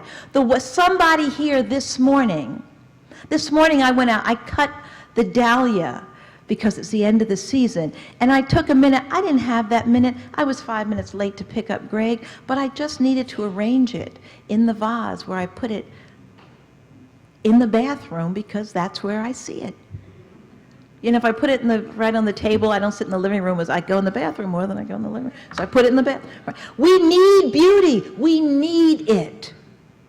And the process for us making it, sharing it, putting it on our bodies, putting it in our houses, the way we braid our hair, the way we put on our makeup in the morning, the way we line up our food. Some of us will not just eat the apple, but set it in front of us before we eat it. We need the beauty. The process for doing it, the doing it itself, and finally, no arts experience is complete until it has been shared. I would like each of you to think of one thing, please, heaven, one thing this morning in some way or other touched you. I want you to think of how you will share that. Will you tweet it? Will you Instagram it? Should I stop right now and let everybody take pictures with Greg and Victor? How will we share this? How will we take the work you're doing here and make it, how will we reach out into a community that's a prison community? I'm almost done. A prison community, a community that may not be able to pay for this art, but has arts creation in its DNA. Blues and hip hop did not come from the symphony hall, but they influence it. And the music of the symphony hall has influenced people who've never stepped into it. We know that. We are often not intentional enough about sharing it. As organizations, as individuals, how will we share it? Because I guarantee you that the forms of entertainment that monetize what can be sold. Me? No? The forms of entertainment that can be sold, those people, because they make money from it, not just nonprofit money, which is important because there are salaries and people really do make a living, thanks be to God, but entertainment that can be sold is always thinking of how to share it. We gotta hustle. We got to hustle every day the same way. Totally hustle. All right, let's finish up. I'm a little bit late, but I'm not very late, and we did start late. I would like Victor to come up and do his poem again. Here's why. Network for New Music does this sometimes, whenever there's something new. Arts is sometimes, it's about what we know, what we expect, and how it breaks our expectation. We hear something new, we love it because it's fresh and new, but we love the stuff that's old. All right, you have the expectation, you know it already, but we also want some innovation on that. Right? We like both of them. So we heard the new poem, it was new, it was great. I want to give it to you again so it's not just new, there's also something you'll take back with it. I'm going to ask them to put up lights. I'm going to ask Victor, can you do it if people come up and take a picture standing below you while you do it? You can keep going? All right, you want to Instagram it? You want to say you're here, you put, come on up, somebody do it. I'm serious as a heart attack. I want somebody to come up and do it, all right? Arts is not unless you share it. Let's do it. Thank you so much for inviting me here this morning. Victor, please take us out.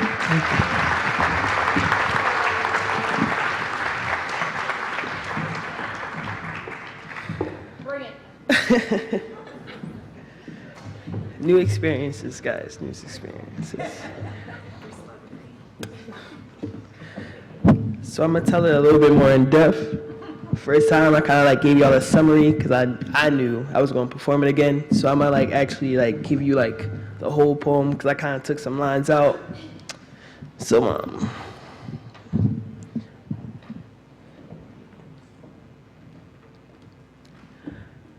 fact. Anything you say at 12 a.m. during a rainstorm has to be true. So the statements I just made to the only father I have loved in a lifetime are looking like anything but pure emotion right now. They are like referencing my tears as rain, a bit extra but a storm all the same in a poet's eyes at midnight. He starts by saying, the morning is mourning me. I don't get out much these days. I don't get much sun these days. I think to myself, I don't feel much like a son these days. So I leave from there to be anywhere but there because there is somewhere, and somewhere is too much a commitment these days. So I stand outside at a Philadelphia bus stop in the middle of December with no coat, feeling anything but the cold because I know there are colder things out there to feel, like feeling hurt, like feeling lost, like feeling loved, like feeling confused why now you are finally being loved, like feeling awkward why right now you are remembering nothing but facts you learned off the animal planet. Like cheetahs are one of the only animals where the mother teaches the cubs how to hunt. Teaches the cubs how to stay hidden and praying. My mother taught me how to stay hidden and praying, how to be fast. You'll survive that way, not live, but you'll survive that way. I think of my mother. I think of elephants in rooms. I think about how my father has finally stepped out of the corner to tell the mouse that he is still here. I think elephants remember everything. He remembered everything, like my laugh, my birthday, my smile. He remembered everything except not to name his new son my exact same name. He remembered everything except to be here at a Philadelphia bus stop in the middle of December, feeling with me. The bus gets here. I hop on, looking at the sidewalk, trying to determine which is more broken in North Philly, the sidewalks or the black men. As I dump fare into the fare meter, wishing like a kid at a well, we all know the real answer. I sit down, stop one. A girl with fake eyelashes and fake Uggs gets on. You can tell this is not the first time she's wrapped up everything she had in plastic and took a midnight ride to anywhere but here. Stops two. A man with concrete cover boots and a tool belt gets on. He smells like liquor. I think everyone on the bus can tell he knows how to fix everything except his life. Stop three. A homeless woman gets on. Starts to complain how she doesn't get people how she used to. She says, how can you sit a life's distance away from a person on the same bus when y'all all know y'all coming from the same place nowhere? She looks at me with the look the man I live with gives me, that looks that says, you look like the type of person that could be going everywhere, but I'm settling for anywhere. I feel a storm coming. I feel like I know this definitely isn't the bus I should be on. I shouldn't be running away from home. I got that feeling like you're going towards downtown when you should be going towards uptown.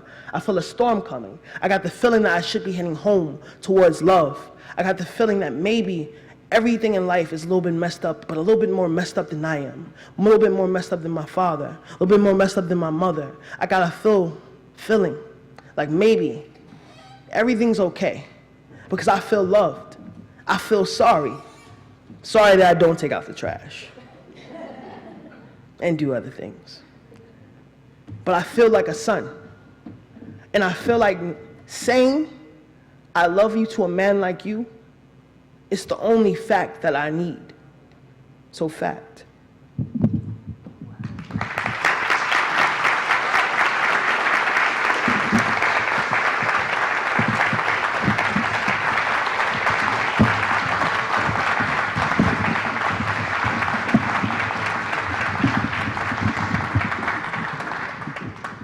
By the way, guys, yeah, that's it.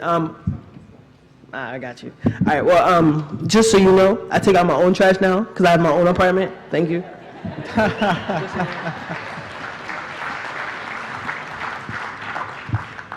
Thank you, Victor. Thank you, Greg. Thank you, Lorene, for inspiring us this morning. I'm now honored to introduce Nancy Karabjanian as the moderator of the intergenerational panel.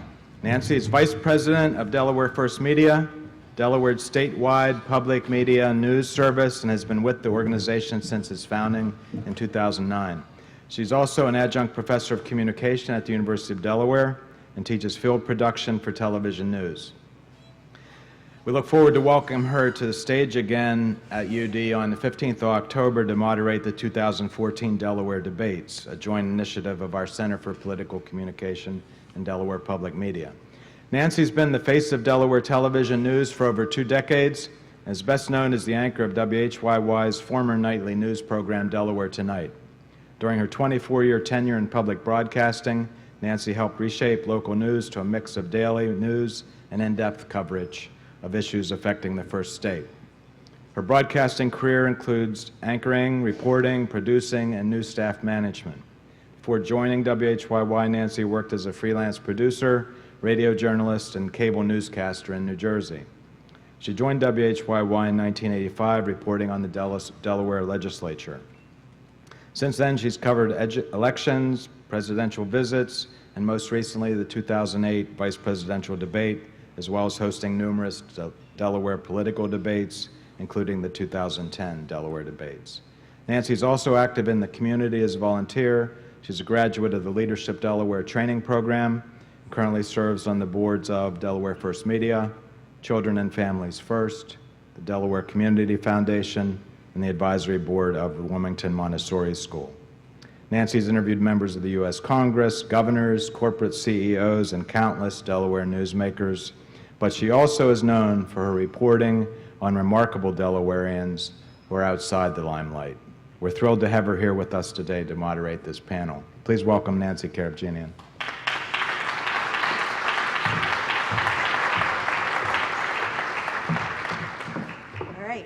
sound really boring, don't I, compared to everything else? But unfortunately, in my business, emotion is something that you have to put aside. And in the arts, that's never the case. So this has been a lovely treat for me to be here to witness this. As we call up our panel members, they're going to get the chairs ready for them. I want to remind you, use the hashtag Delaware DEArtsLab. You can send questions if you want to comment about the previous, the keynote and the fabulous performances. Do so there. We'll try to share them with you during our panel. And if you have questions, there's cards and you can hold them up. They'll be collected and we will be trying to field them during the course of our panel discussion. And we will keep it on time. You will get your lunch at noon, so don't worry. Okay, first I'd like to introduce and have her come on up, and that is Bernice Edwards. Bernice Edwards is joining our intergenerational panel. She has over 35 years of experience in program management and administration in the nonprofit and social services field. It is this work which brings her to a seat on our panel today. She brings the arts to at-risk communities, and she says that she witnesses the results, and it is something that moves her, and she will share that with us today. Welcome, Bernice. Joining us also is Neil Kirschling. He is finishing his master's in public administration at the University of Delaware, where he received his bachelor's degree in public policy and a minor in political communication. Now, he sees the arts both as a performer. He's been on the stage, but he also sees the gap through his education from the public administration side of the issue. Neil, will you come up and join us? Is he here? Great. Josh Twilley joins us. His connection to the panel comes from his drive and commitment to support the arts. He is involved with several arts organizations in Kent and Newcastle counties, including a trustee for the Delaware Art Museum and the founder of the Kent County Fund for the Arts. Josh, will you join us? It's very hard to see from up here. There he is. Welcome. Aaliyah Williams is a student at Delaware State University, and she is on track toward a career in art therapy. Now, she's always been connected to the arts. She says she's been painting since, well, forever, and has been dancing since she was 5. So she joins us on our panel as well. And welcome to each of you. Again, a reminder, question cards are available, and you can also use the hashtag, which I think is the very first time I've ever said that. So that brings us to a moment to respond to what we just heard. Is Aaliyah here? Okay, she's coming, great. I hope I said your name properly. Welcome and come on up and get ready.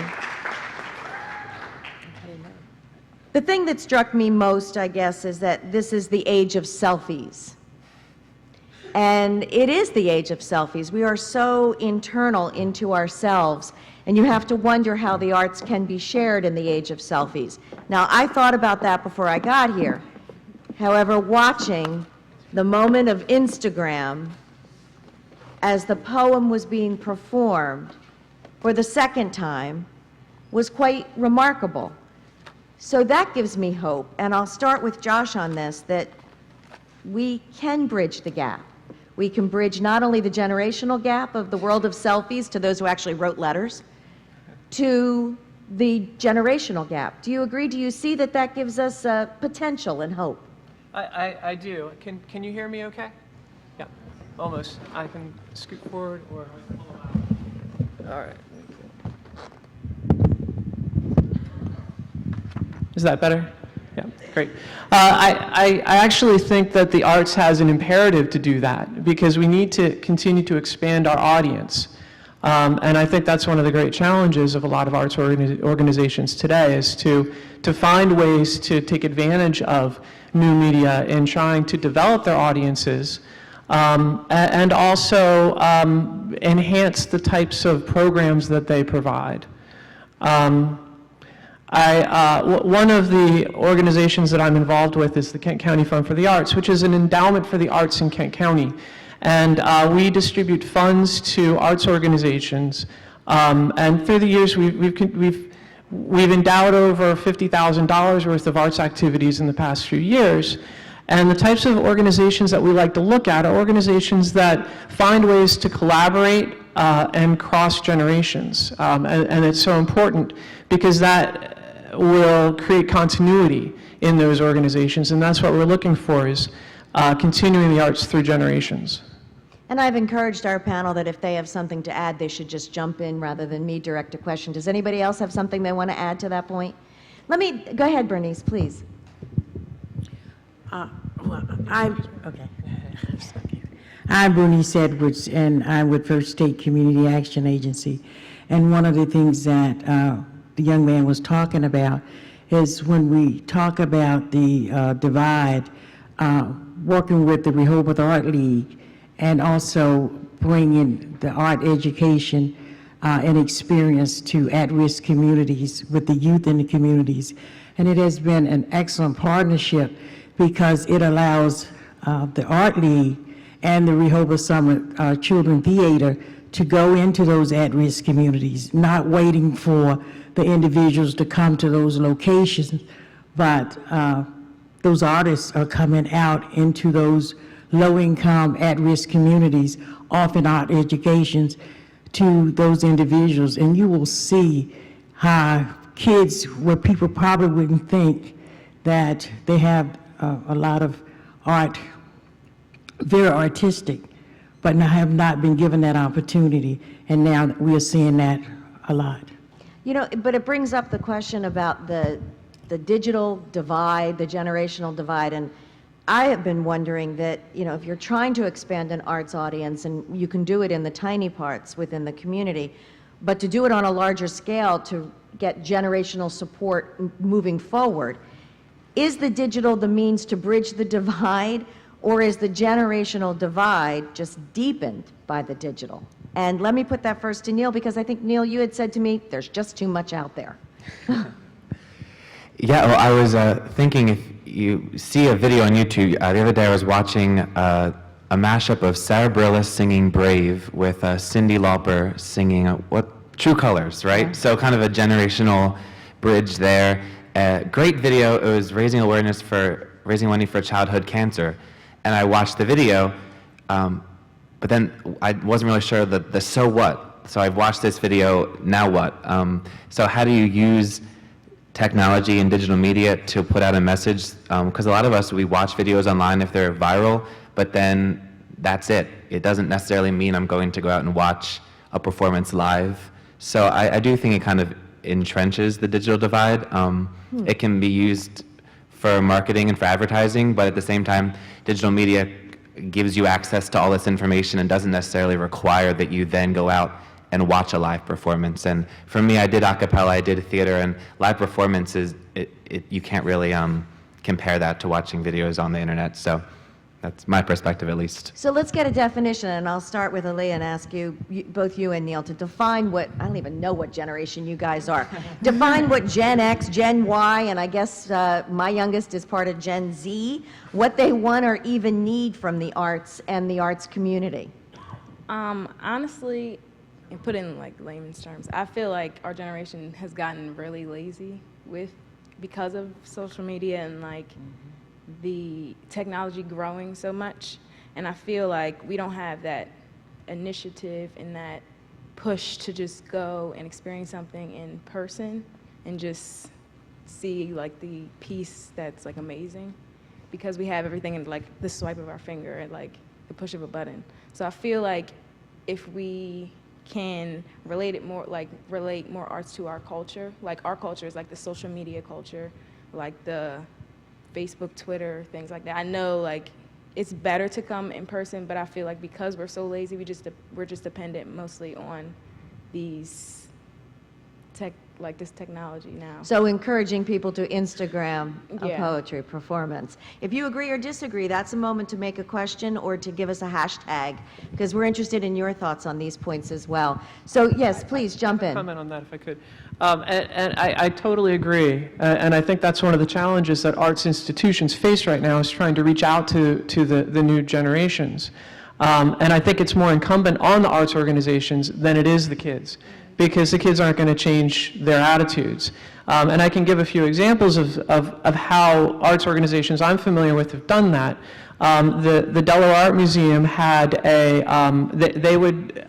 had an activity a few years ago where they took prints of some of their better-known paintings and scattered them in public places throughout Delaware. And that was a great way for the art museum to reach the population more.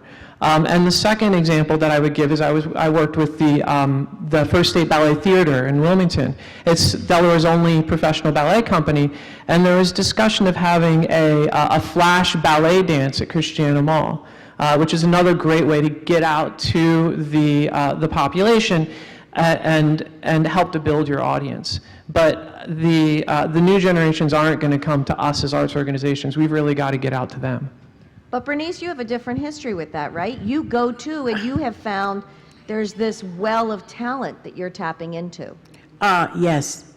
The one thing that I'm thinking of more when we look at the divide is in the communities that we serve, the artist goes into those communities.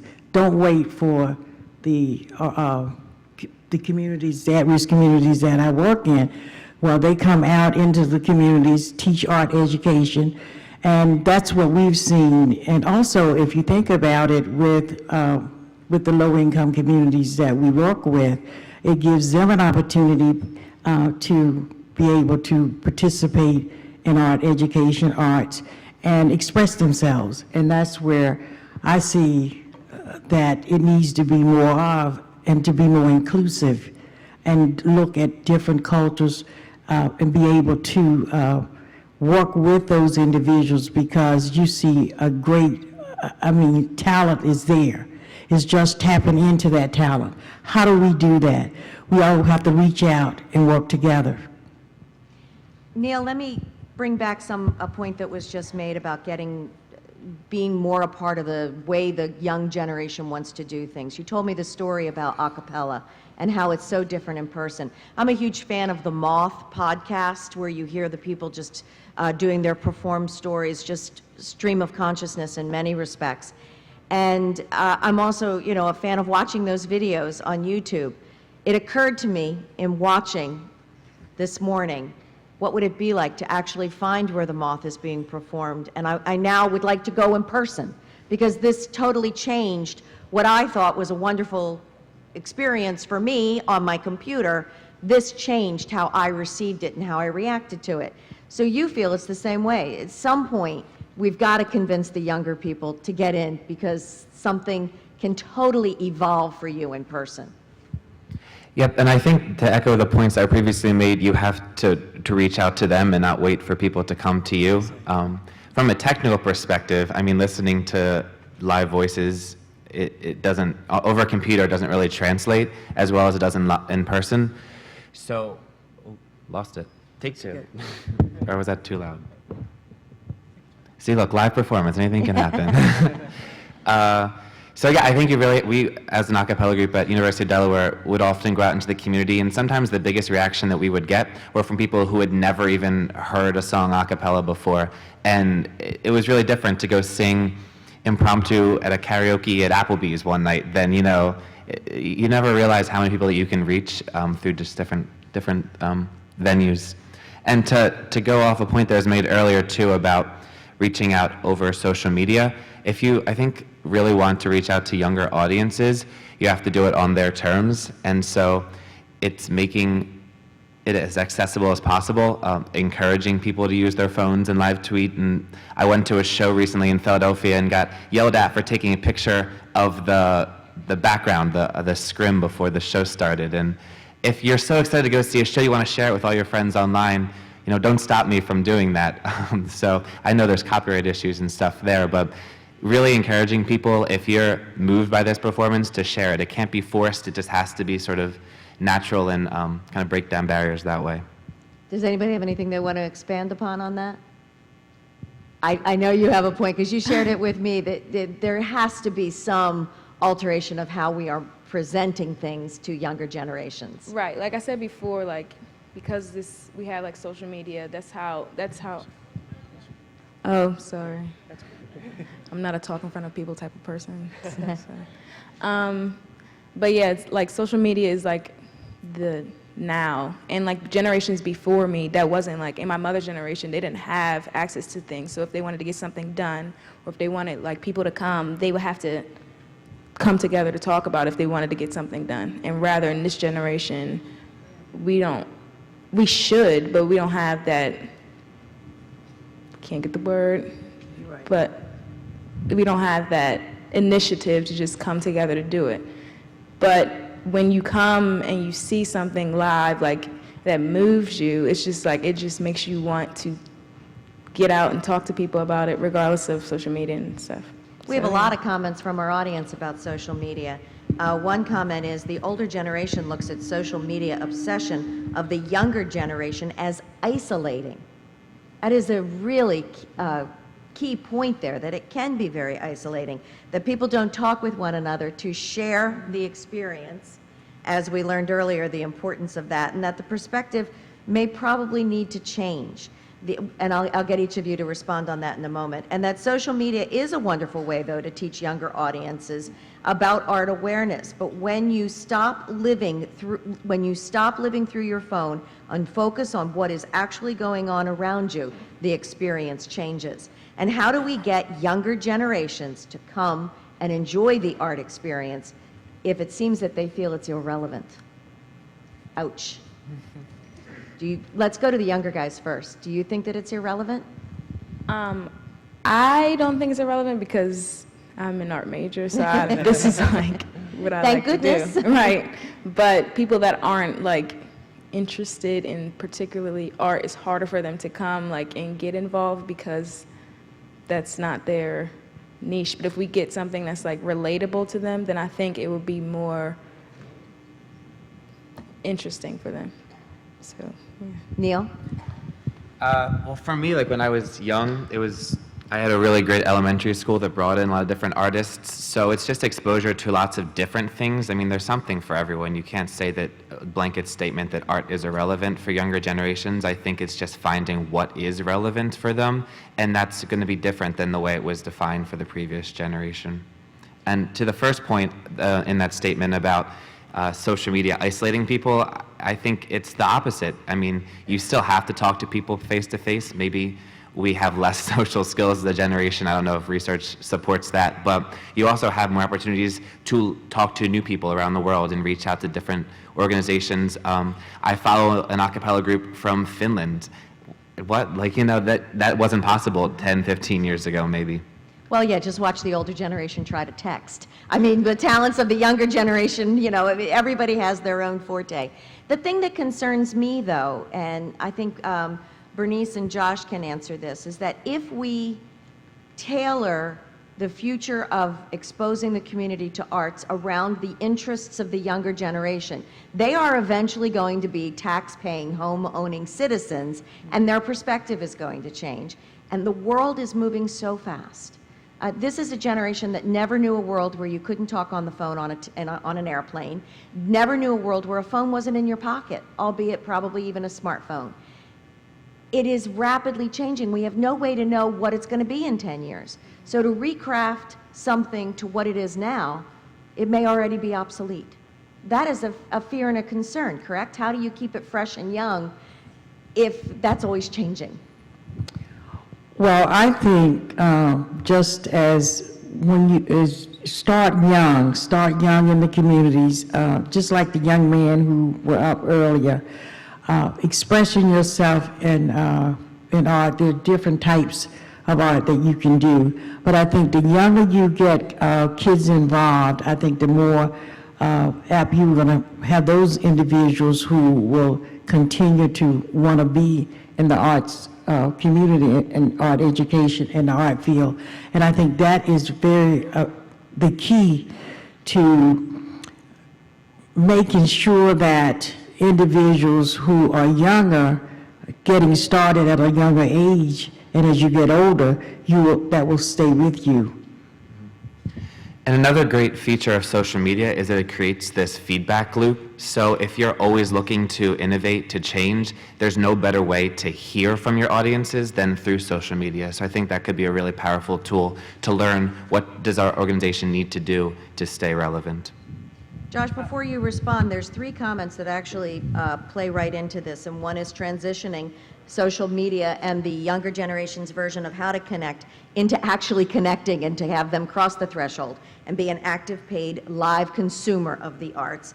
And in addition, that we've done a good job of reaching out to visual arts, finding the visual arts, encouraging them to take it to a venue, but then to get their generation to come into the venue to see it is the challenge. It can't have a three-word answer, can it? This is a huge problem. There's a lot of conversations going on right now, and I think there's 2 things I'd like to mention. One is in response to what Neil said about the interconnectivity of the world, and it occurs to me that really artists and art organizations need to look beyond their local community as a potential audience and look globally as a potential audience. For instance, in the music world, there's a revolution going on with being able to reach out to Swedish a cappella groups or K-pop groups or different types of music, and everybody can be a musician now, and the same with photography. So there's a revolution going on for the artists now and looking at the world as a community. As far as tailoring your arts organization to specific generations, I think every generation interacts with the arts world in a different way. Speaking as somebody who has 2 young children, I need to find ways to consume arts that is also appealing to them, that I can go to spontaneously, and I'm not as interested in the feedback loop of Facebook and Instagramming. But we need to introduce different types of arts to the younger generations. I agree with like what he was saying, and I'm sorry, and I think that it has to be interesting to the generation as well. Like it has to be relevant to them, as all the panelists were saying. And I use this from experience because when Dr. Becker, he would take us like on like my class on like exhibits of different artists and things like that, but it has to be relevant to us. And I know a lot of people in my class are like graphics majors and things like that. And when we go to museums to see like furniture, it's not really like, I have no shade to anybody that's like a furniture maker, but when we go see things like that, and he always tells us like, how does the art makes us, how it makes us think. In my mind, because I'm not like a craftsman of furniture, I don't know how it makes me think, like how I'm gonna sit in it, how I might lay down on it. Like that's not interesting to me. But if it's like a painting of something like beautiful, then I'm like, oh my gosh. So I think it has to be interesting to who the viewer is or who you're trying to reach out to, if that makes sense. But if everything is, you know, the old saying, every good idea has 1,000 authors, and everything is actually derivative of something else, I bet you could find something of art in a piece of furniture, you know? Yeah. I mean, I think that's one of the joys of the world of art. We keep talking about the kids' experience and how they, what you are able to do, Bernice, and to bring art to people within the underserved communities. But how do you feel about what's happening with the exposure to art through our schools, to art education? Are we leaving it behind in the quest for test scores? I would like to see more art, the art education in the school system. You know, it's not there as it was years ago. It's not there anymore. So what you do, you try and find some alternatives, and especially in the underserved communities. And that's why about 13 years ago, we partnered with the Rehoboth Art League. And at that point, the artists, the professional artists, came to those underserved communities at our community centers and was able to teach that art education in the communities that we serve. And after that, we started to partner with the Rehoboth Film Theater, the youth theater, and then it gave our kids another opportunity to learn how to take the arts and be actors. And it is amazing what you see the talent that you see in these communities that is very untapped.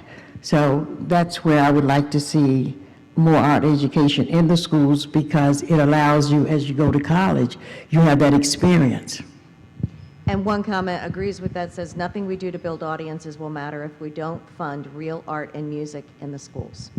And after school, too. Yes, and after school. All right, so let's take the public policy perspective here. Let me tap into your future degree and find out whether or not you feel that there is inspiration to make that happen, or is the inspiration to get higher math scores?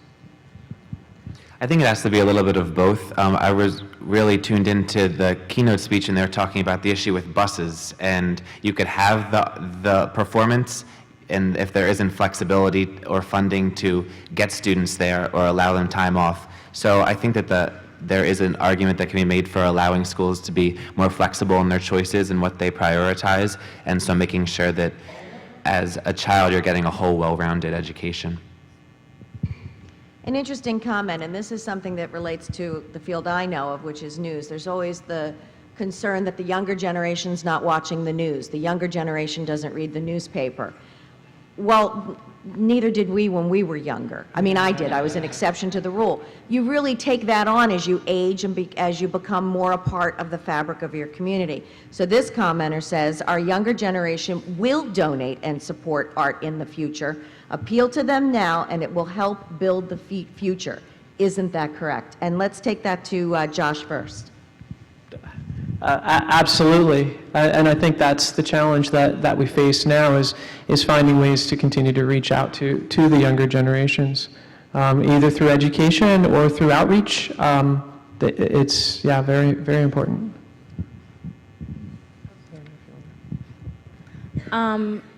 I was a teacher last year at an art teacher at a private school in Delaware, and I know that it's really important in schools to have the arts there because they have a different perspective, and they liked because I was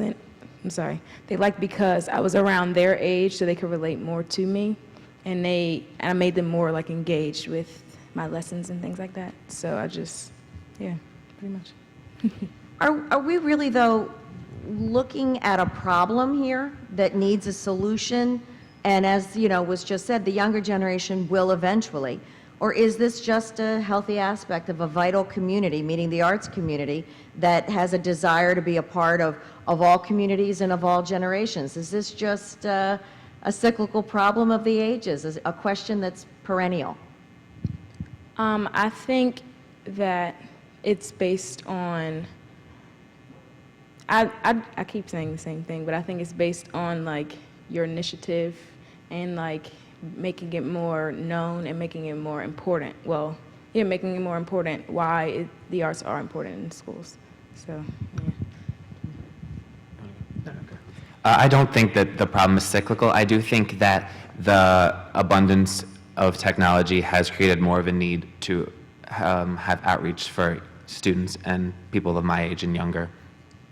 Bernice, someone has said that if arts education is a gap in our schools, then this is really an opportunity for community arts centers and for after school and weekend to get choices and to create partnerships. That's exactly what you've been able to do within your community. Well, you've gone statewide with this, correct? Well, right now we are in Sussex County right now, but we are looking to go statewide because I would like to partner with other art organizations throughout the state. But I also will say that what we've seen in our program, that the kids' grades are better too. And you see that when those kids that we work with are able to participate. We see their grades are improving, and that's a good thing. All right, Neil, this is coming your way. How do we keep politics out of the arts? Man, that's a tough one. Come on, guys. I know, and it's really bold print.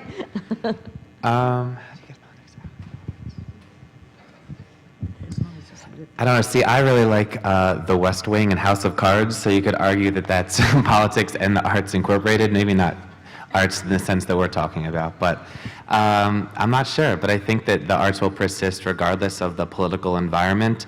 Regardless if the school culture is one of accountability, you still need after-school programming, and like Bernice was talking about. So I really think that the great thing about the arts community is that it's flexible and that it will exist and persist regardless of the political environment. So.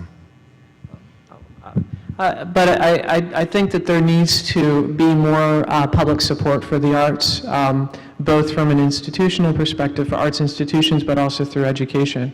And I think that's the biggest impact that the politics or the government system has on the arts. And I don't know what a solution is. I actually really applaud Bernice for trying to work outside of public funding to find ways to get the arts to students. Practically. Yeah. Well, Josh, while you have the mic, because Ali had said to me that perhaps the standard organizations, the traditional organizations, the museum organizations, have just felt that they don't need to change, to incorporate. And you have found with especially the Delaware Art Museum that has had to happen, that otherwise there wouldn't be a future. And frankly, our standard established arts organizations in this state have been facing some extremely difficult times. Some people feel it's, for lack of a better word, laziness from the years of the plenty, when there were a lot of banks and a lot of organizations that were just funneling a lot of money and it wasn't going down to the grassroots level. Well, that is all gone. So what happens? How can that address the younger generation and at the same time fill the gap of the economic downfall? I think there's actually a nationwide revolution right now in the in museums and the displayed arts organizations. I think that arts institutions have realized that they can't just be an archive for art, but need to reach out to communities more. And I know the Biggs Museum here in Dover is doing a great job of reaching out. The Delaware Art Museum is doing a great job of reaching out through events and activities that are designed to reach a broader audience than the what we would call the traditional arts enthusiasts. And I think that's imperative for arts organizations as they look at their bottom line and realize that they need to be economically viable and not just rely on the few traditional funding sources like government and a small handful of wealthy donors. And yeah, that's absolutely been a challenge. Before you give up the mic, this is a question that I hope you don't mind me asking, but it did come from our audience. And so it asks me to point it to you. And the question is, if you want the younger generation involved, shouldn't the younger generation be placed on some of the boards that govern these organizations? Now, I don't know what your demo is. What is give me your 25 to 35, where's your demo fall? I'm 39. I've been involved in the arts at this level for the past 5 years or so, and absolutely, and it's a challenge. One thing that I've seen some arts organizations do is have a junior board or a young executives board. Is it the Brandywine River Museum does that very effectively, and then they have outreach activities that reach a younger demographic.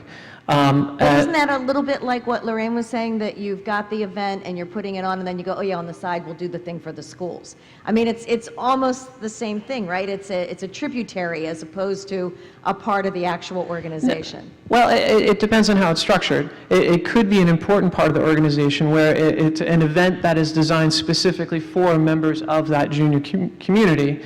And the museum sees that as a stream for the future. So while it might be a trickle, or hopefully a little more than a trickle, it can become a major stream going forward. Different generations engage with the arts in different ways, and I think it's, again, incumbent on the institution to find ways to reach out to those different audiences, because the younger consumers of today are going to be the benefactors of tomorrow. One more that goes your way. Do we have too many arts organizations in this state? Have we diluted the base, the audience base? I don't think so. I think that I actually think that the Delaware doesn't have enough arts organizations, especially when we talk about the digital divide. There are more ways to engage the arts, which creates more opportunities for artists to come forward. Anybody can be an artist, even through different phases of their life, and I think that more organizations could help to promote arts. So no, I don't think there are. All right. And I can also add to that question too, from my college a cappella perspective. There are 9 a cappella groups at the University of Delaware, and some say, that's too many. Aren't you, diluting? There's too much competition, too many events to go to. But rather than looking at it as us fighting for the pieces of the same pie, you can look at it as the more a cappella groups there are, the larger we grow that pie, the audience, the potential audience, because the more people that we can now reach out to and bring into the community. So Well, there's keep two your different a cappella perspectives. hat on for a moment, because Sure. this one hits right there from the stage. With the advent of American Idol culture, where someone wins and everybody else is sent home, how can you instill the importance of the validity of new artists? How do you encourage the new artists to realize that they do have something to communicate beyond mass appeal? Oh, that's a great question, and I think it's a really valid observation too, that I think there is sort of like a winner syndrome in arts sometimes. So the question was, how do you sort of get away How do from you that? convince a young artist that they're just not, if they can't be the winner, they're still valid? Maybe just changing the definition of winner, that it's not who gets the most votes, but it's having the courage to go up at an open mic night and just perform your original song for the first time. So. Very true. When we talk about the differences, whether it be a cappella or having someone watch a video that shows us, I just watched this most amazing Filipino Coca-Cola commercial. Have you seen this viral video where they explain why you have Buddy on the side of your can now? Like, I didn't get this. And apparently it's to show the significance of addressing someone with their name and how important that is, that when you validate somebody with their name, it means something. So it's this beautiful viral video. Check it out if you can. But here I am, I'm watching it, and I'm asking myself, does this make me want to go buy a Coca-Cola? No. But it makes me want to say thank you to people and say, thank you, Bernice, or thank you to the person that used to be our guard at my office. Instead of saying goodnight, say goodnight, Joe. That there's that connection. So as we're talking about connections, which has been a very big word today, along with engaging. Engaging has to go further than just consuming, right? Engaging has to eventually lead to buying a ticket, volunteering to be on the board, or becoming a part of the fabric of the organization. That problem has never changed, correct, Bernice? You're endlessly probably trying to find a sufficient volunteer corps to keep your programs going. Yes. Yes, we do. But I really wanted to go back to a question we had just a little earlier, and we were talking about the funding with arts and art.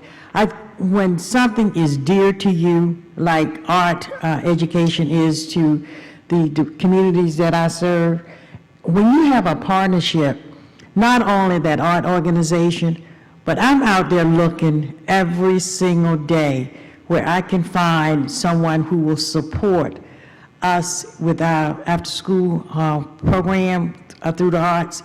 And not only does that bring some additional dollars in, but it gives us an opportunity, not only with the youth that we serve, but in those underserved communities, but exposing their parents to what we are doing also. So it takes a partnership, it takes a collaboration to get done what we are doing down in Sussex County. Here's a point, I'm not really sure who should take it, so whoever wants it, but it's an important point. One of the problems with arts education is that it is hard to see the value in it. We cannot measure art like we can take a math test. What are we doing to help quantify the arts to make it easier for our current education climate? Ouch, right? That's not easy to answer.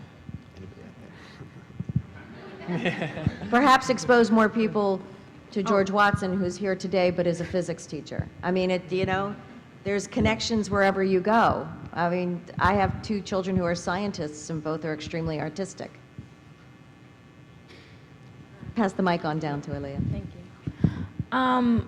I feel like the arts are just as equally as important as like physics or math or English, because I feel like that's my way of expressing myself through my art. Like, I don't think it's any less important than taking a test. I think it's just as important. So. All right, I want to take a quick test before we wrap up, because we are wrapping up. And thank you for these amazing comments, and I'm sorry for those that we weren't able to get to.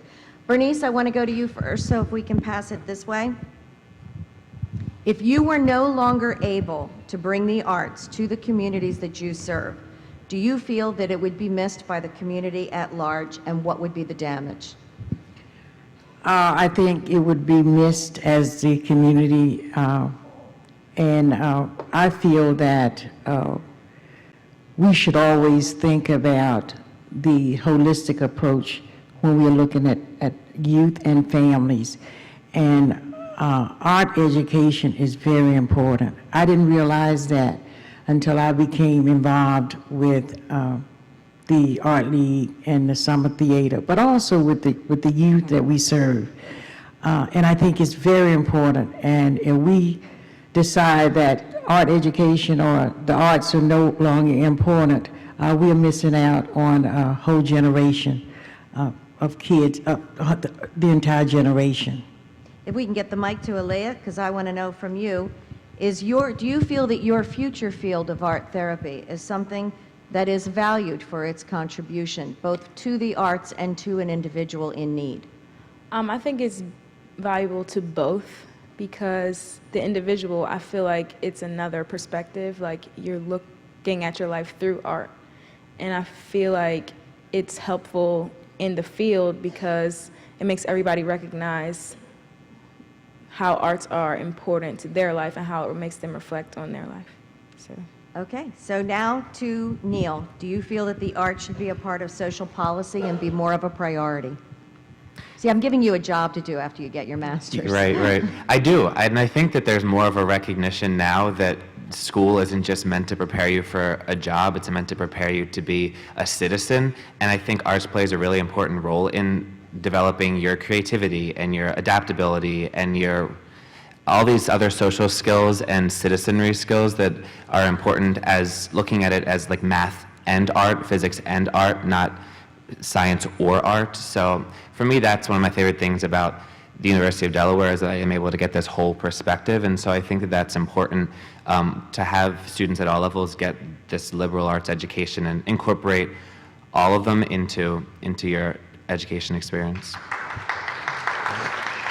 And finally, I hate to take it to the dollar sign, but we started there earlier. Josh, is the money there, and is it doable? I think that might be the answer. Well, I think that the money can be there as long as we continue to find ways to connect with the community, and I think there's going to be a wave of creativity with arts organizations to find ways to make it viable.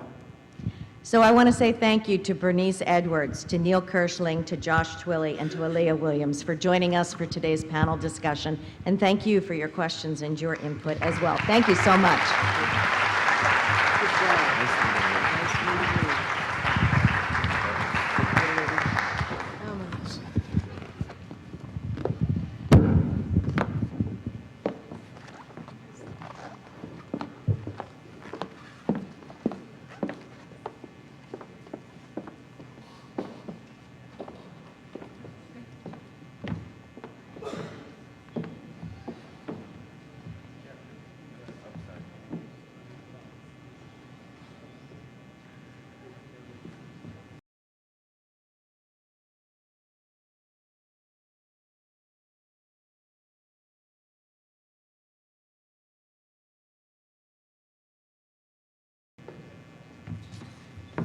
Here I am for cleanup duty again. First off, it was a great morning. There was like wonderful things going on, and hopefully this afternoon will be just as rewarding and insightful. First thing I'd like to do is some logistics. the art teachers. Lunch is being served, so I would like you all to head out to the lobby, pick up your stuff, and go make art on the other side. You got 30 seconds to get out of here. All right, I'll give you 35.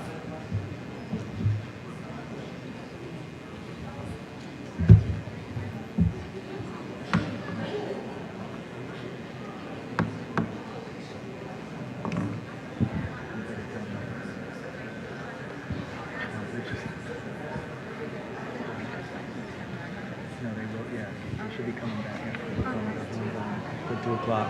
Well, suppose. All right, now that the art teachers are out of here. Oh, damn, you're still around. Come on, get out of here. We want to make fun of you. Oh, they're going to talk. All right, now that they're gone, logistically, we want to set up the 6 groups and get that taken care of. And there's a couple other things that are going to be done before they clear out so we can all go and get your lunches as well. Technically, when you go out there, there's going to be tables set up like they were when you first came in, and on each of the tables will be stacks of boxes. Think of this as American Airlines. So you walk in, you pick up your box, get your water, and then go sit in one of those cramped chairs and enjoy your flight.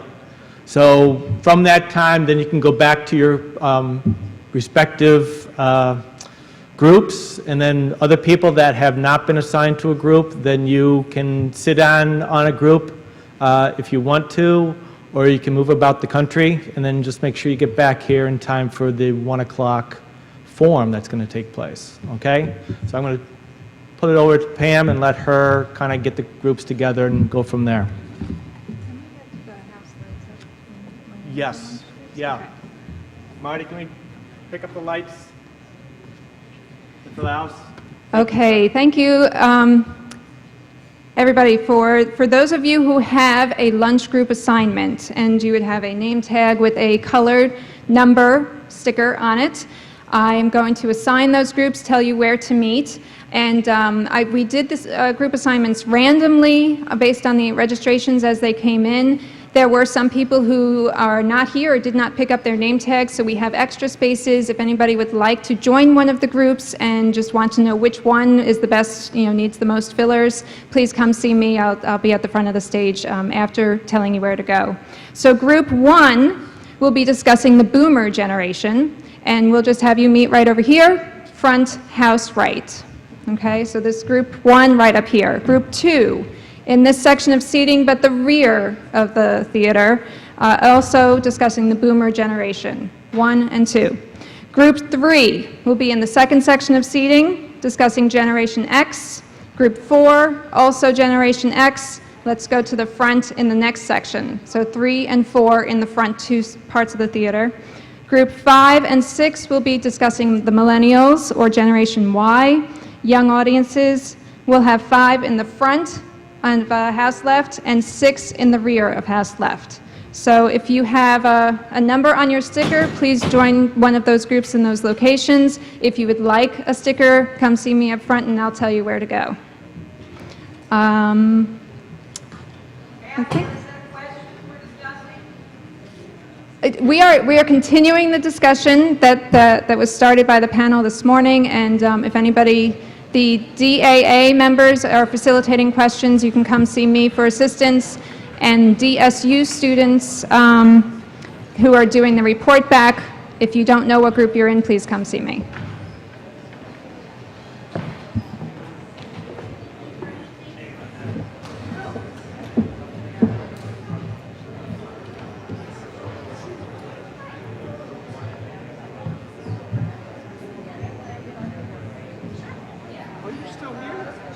Oh, that's right, you did see it.